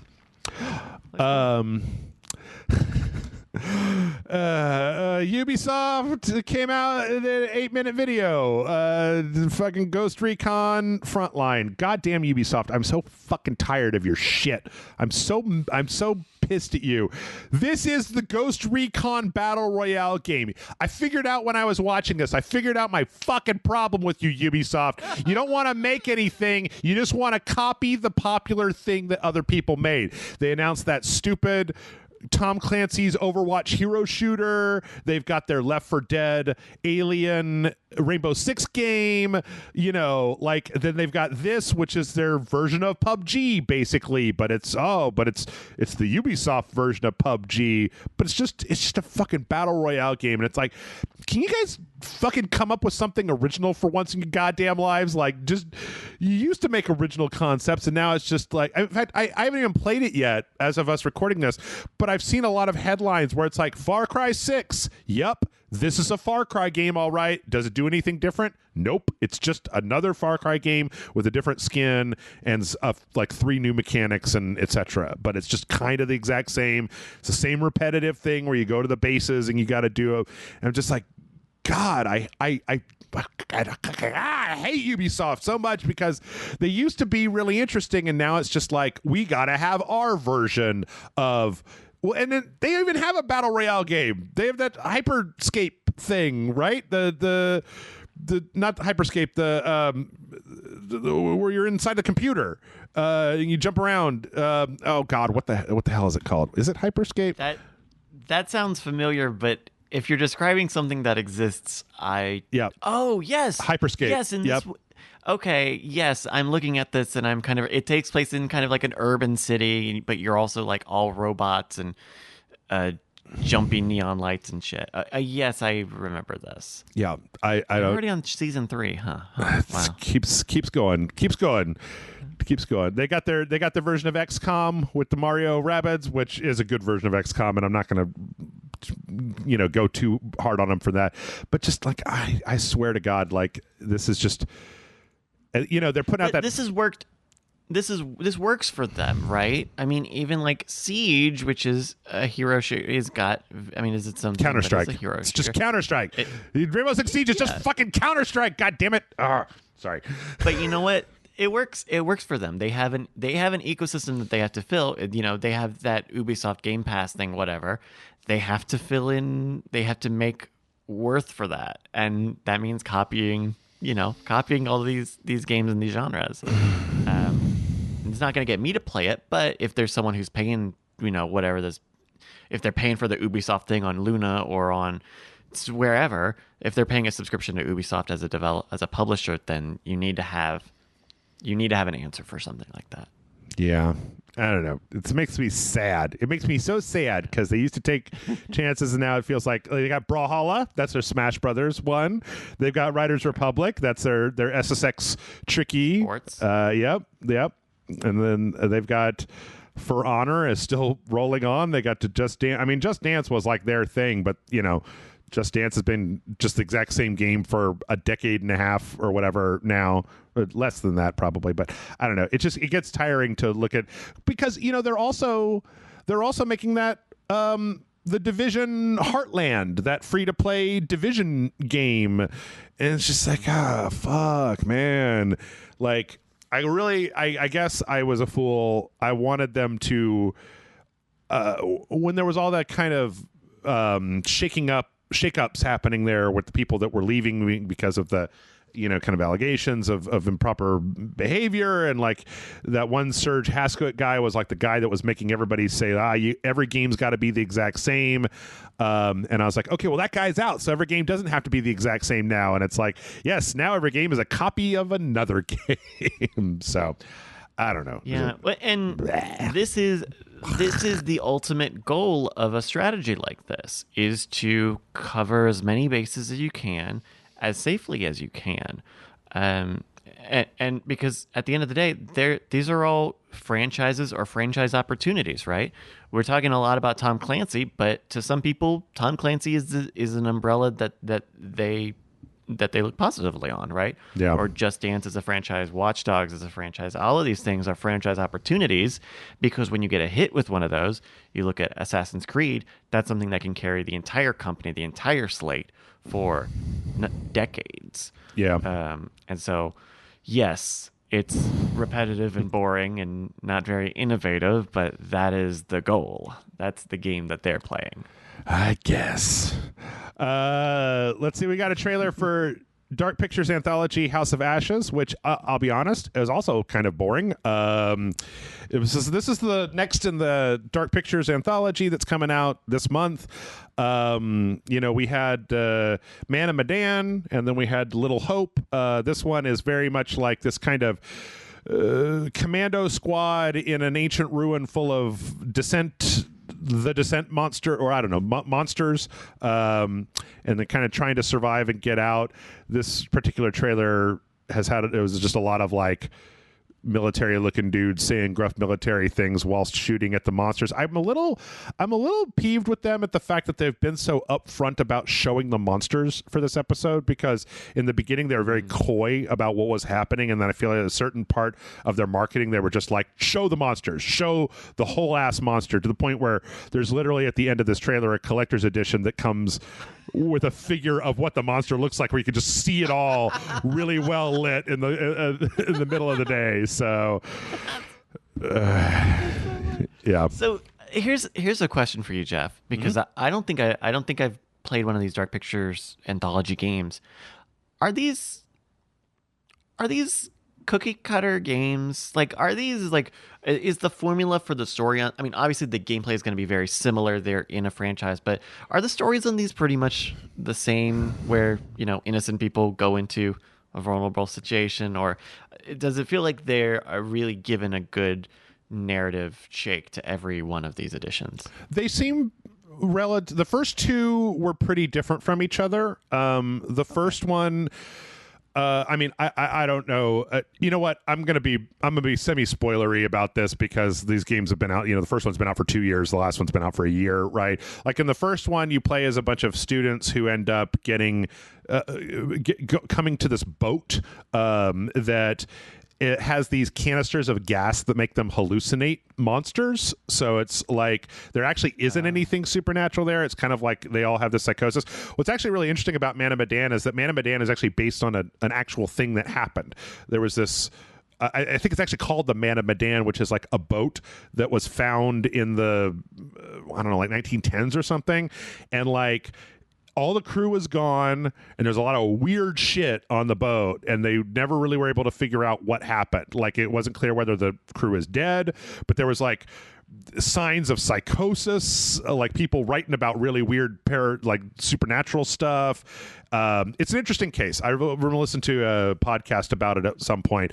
The second one, Little Hope, was more of this kind of like, it's these characters that are kind of trapped in a Silent Hill-esque town, and they keep flashing back to the like witch trials that happened a long time ago in this town, and they can kind of influence them in certain ways. And so by the end of the game, you're kind of evaluating like, how well did each person do, but there's a lot of like, what is real? So I guess maybe there's a kind of a what is real thing going on there, but like Little Hope was much more supernatural, psychological, and the first one, like the scariest part in Man of Medan was at the beginning. It's like you're just starting out with these teenagers, and they literally get jacked by pirates. And that's really scary, because it's just a very tense situation with these pirates that come on board, modern pirates trying to rob them and maybe murder them and trying to survive that part. And then it gets onto the ship, and you get all this crazy supernatural stuff that starts happening. So they're interesting games. They're very kind of walking sim, quick time event. They kind of remind me more of like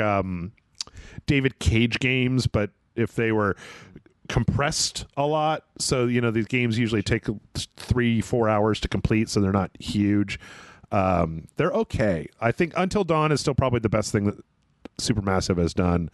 Well, and that was the thing I was a little curious about, because I know they've done Until Dawn, which, as an outsider, because even Until Dawn I've only played a very, very little bit, but it seems from the outside like Until Dawn was kind of a big to-do with a lot of stuff in it, where seeing all of these Dark Picture anthologies games come out, every year, I wasn't sure if like, okay, are these more like higher volume games, right? Are these meant to be, let's really kind of pump these out a little bit more, and how much of it does it feel like? But I'm glad to hear that it sounds like they're not that sort of cookie cutter, let's really pump out a lot of games. They have very similar mechanics, walking around in third person, kind of going through dialogue trees, quick time events, and then most of them have a large cast of characters, kind of like Until Dawn, where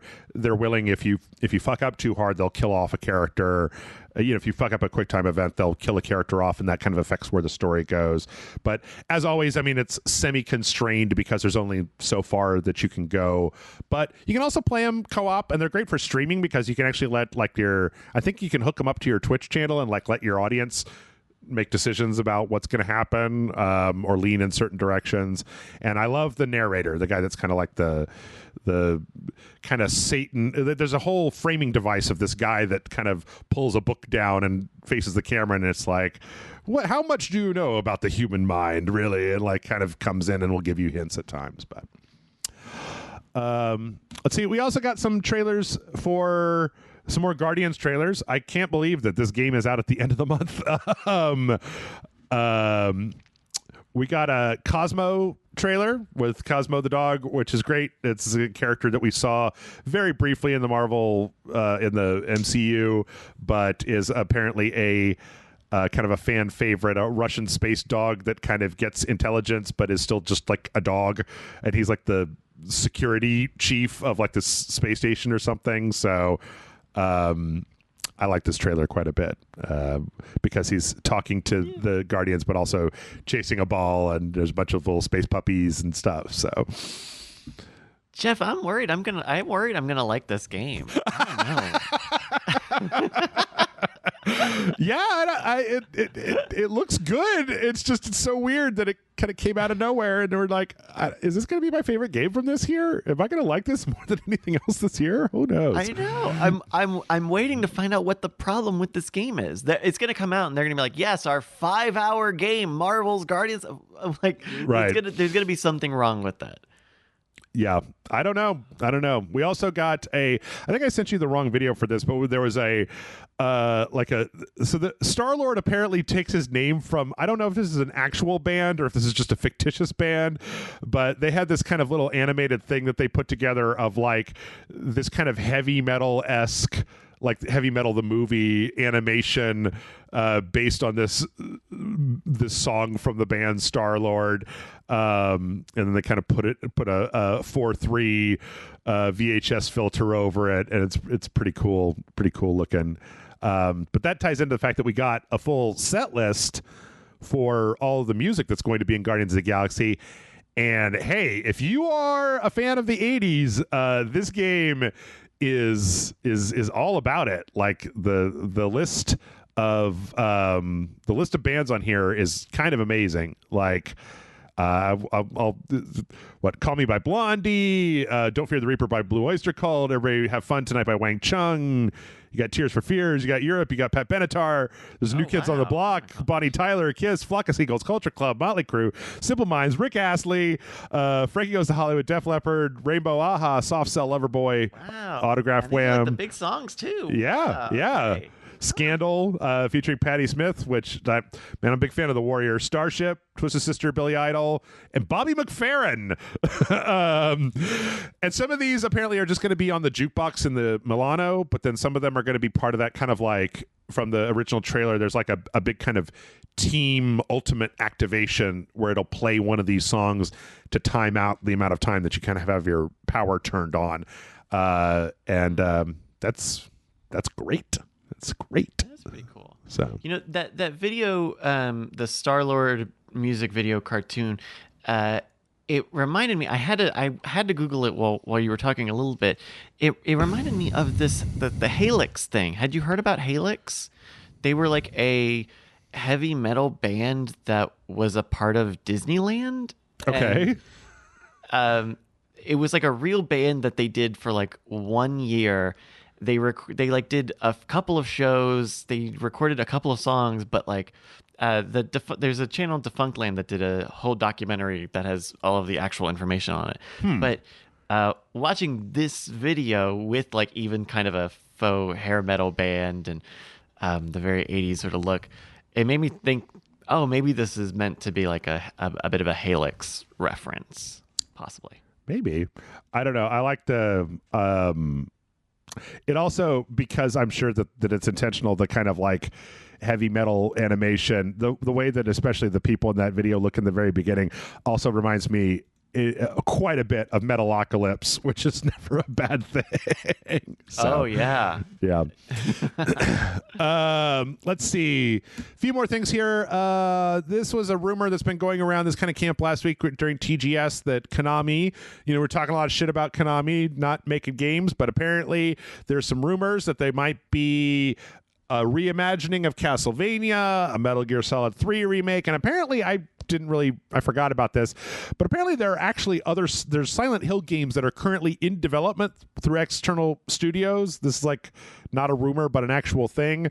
So apparently, I don't know. This seems like it might be a rumor though, but my understanding is that those are all rumors that have been around so long everyone stops calling them rumors. Okay. I mean, okay, Konami. I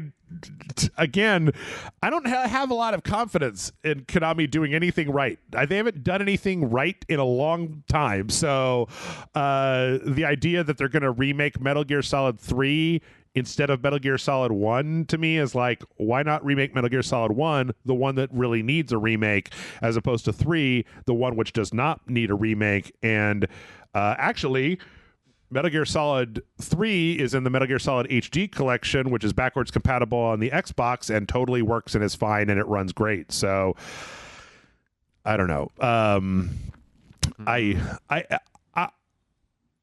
I don't believe that Konami can do anything right until they prove it otherwise, because their track record over the last 5 years has been garbage. So when you show me that you could do something, I will believe you. But until then, you're on the do not trust. You're on the sus list, Konami.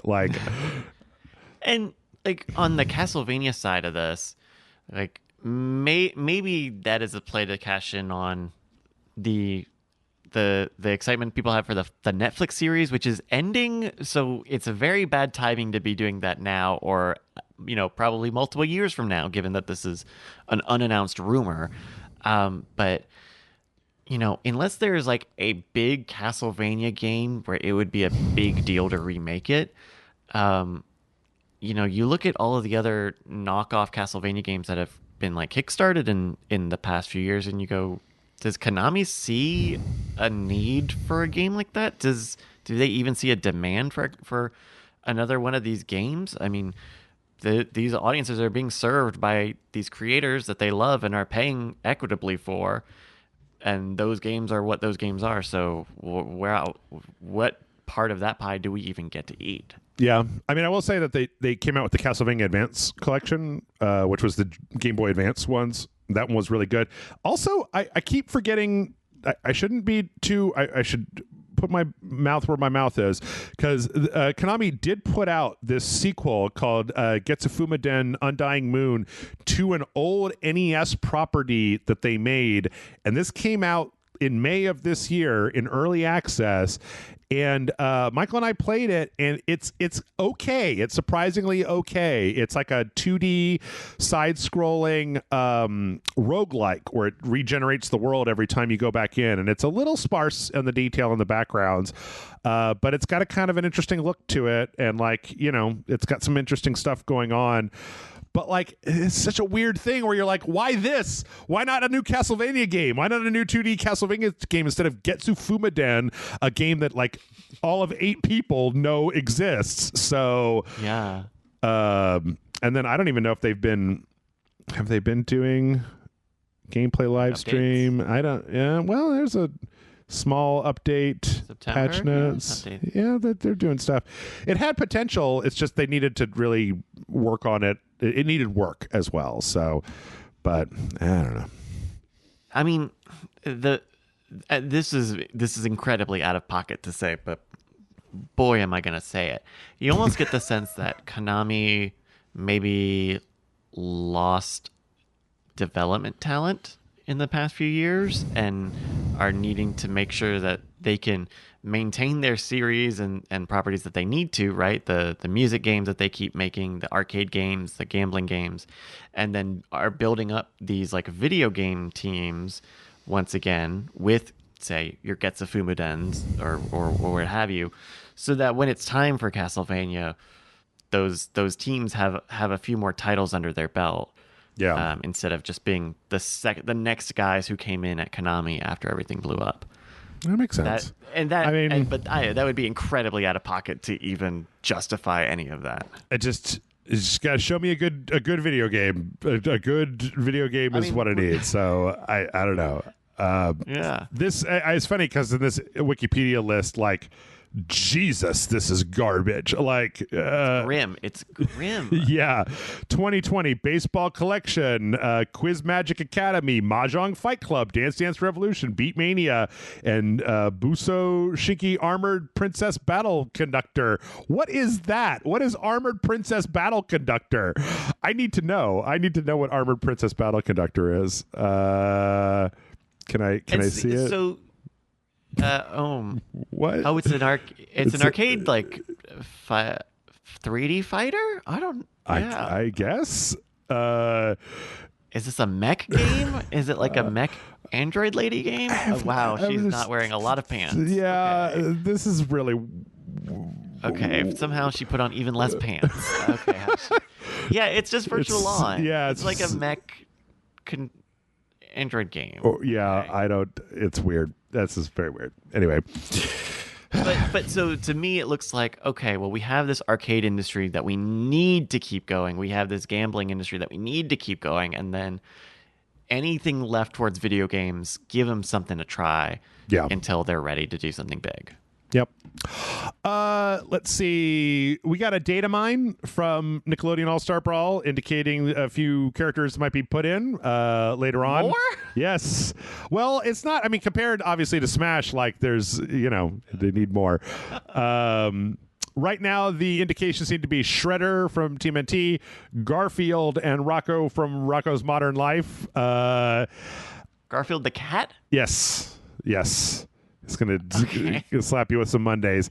But it's funny because, there was a thing where they talked about the game's community manager, Thaddeus Cruz, addressed some of the questions around leaks on the game's Discord. And I love this quote, brought up concerns of data mining and was told content would be removed. It wasn't removed. So,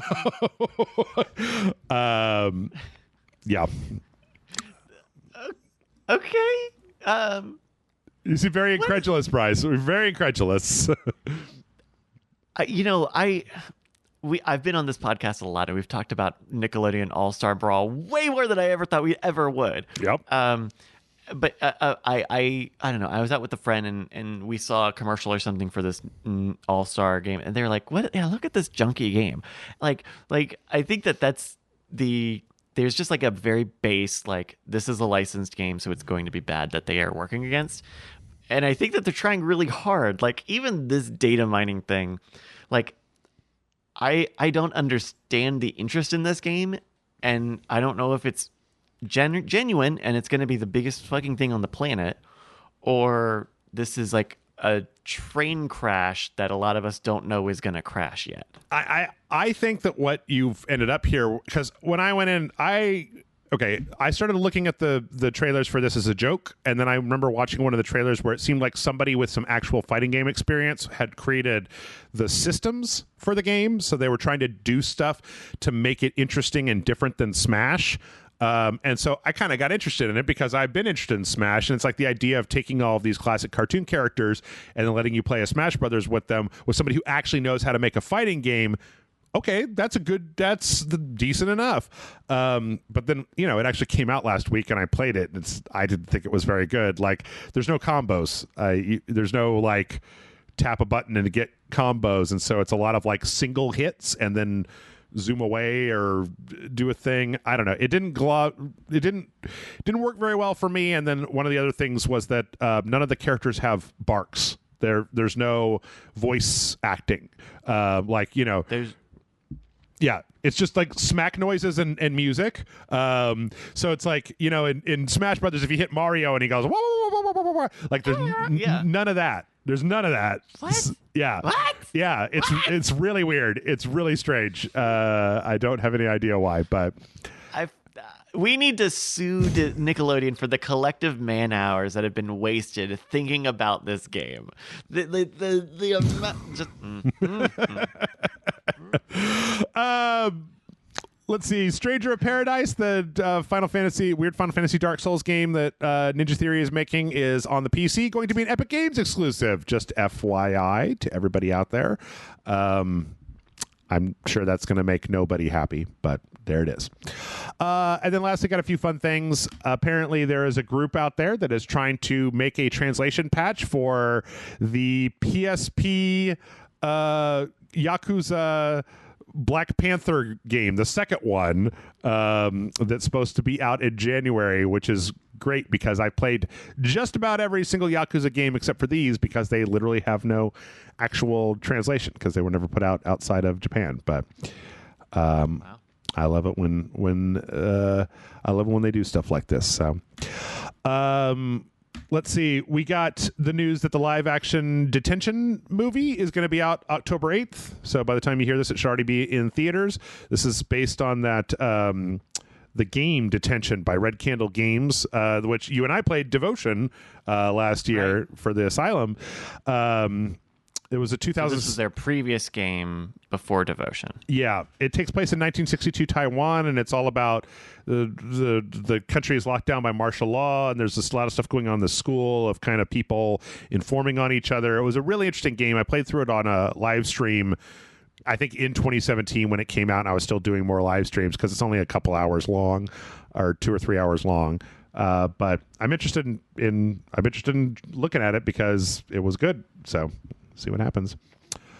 In other horror news, somebody on itch.io made this kind of really awesome version of Resident Evil 8 as a Metroidvania game or a Castlevania game, kind of like a take on the original Castlevania, which is kind of fun. Apparently you could beat the whole thing in 5 minutes. This video is like a full playthrough for it, but really? It just kind of goes. It's funny because I watched it, and one of the things that was interesting was that it didn't really have the same kind of peppy Castlevania music, and I feel like you lose a lot when you don't have that kind of juice to get you going. But at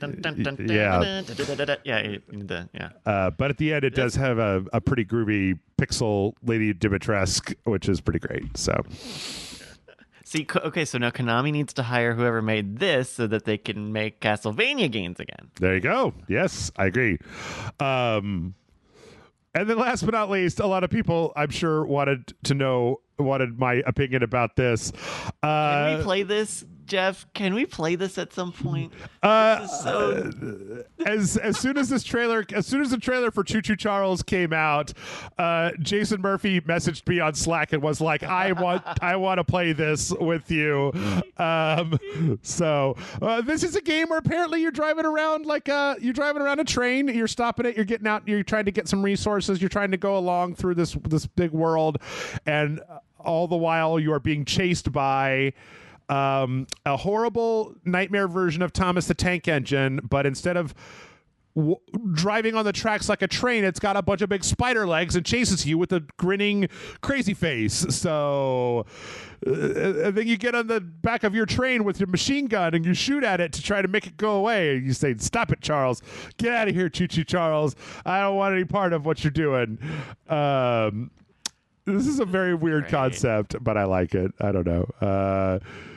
This feels like a small game you would play on itch, right? This like a small concept demo for a game, right, where you're being chased by a train spider thing. Yeah. But hopefully expanded into a fuller, game concept. I like that because this there are parts of this this trailer that I like. I'm really shocked at how good that they look for what I'm assuming is probably a small team project. Yeah, I think that this might be part of a thing I've been talking about for a while, which is that with the newer version of Unreal Engine, things like lighting and some of the texture fidelity and stuff have automatically kind of been upgraded to a point where even smaller projects that are just flipping assets off of the Unreal Store are now starting to look like what we would consider to be AAA. I'm not exactly AAA, AA 5 or 6 years ago, mid tier types of games. So, but yeah, if you haven't seen the trailer for Choo Choo Charles, you go check it out. Just to try. Why is it got spider legs? It's a train. Go on the tracks, you dumb spider train. What are you doing? Choo choo Charles. Choo choo. There's like a villain. Maybe there's a villain, and that's what he says. You team up with him. Choo choo Charles. Choo choo. And that's it. That's a podcast. We did it. Hey, we did it. I miscalculated it. We don't really have enough time for any questions.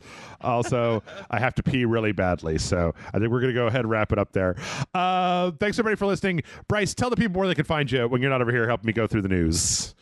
Oh my gosh, I'm so excited. We are just about to start in like 2 weeks, season 2 of our Marbles Racing League. So please check us out, marbles.win, sign up for the email list, or you can follow us on Twitch, twitch.tv/Night Attack.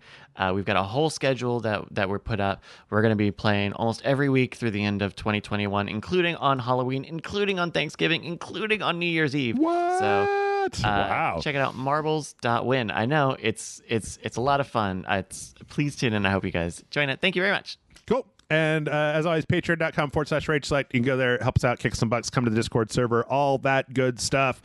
And that is it. Now, I mean, Bryce, I'm not going to make you stick around for this, but if you all will excuse me, I'm going to go into the closet and just yell about how much I don't like Ubisoft for like the next 4 hours straight. I just got to get it out of my system. I got to get it all the way out of my system. I'll join you. I'll drive up there. I'll join you. Okay. All right.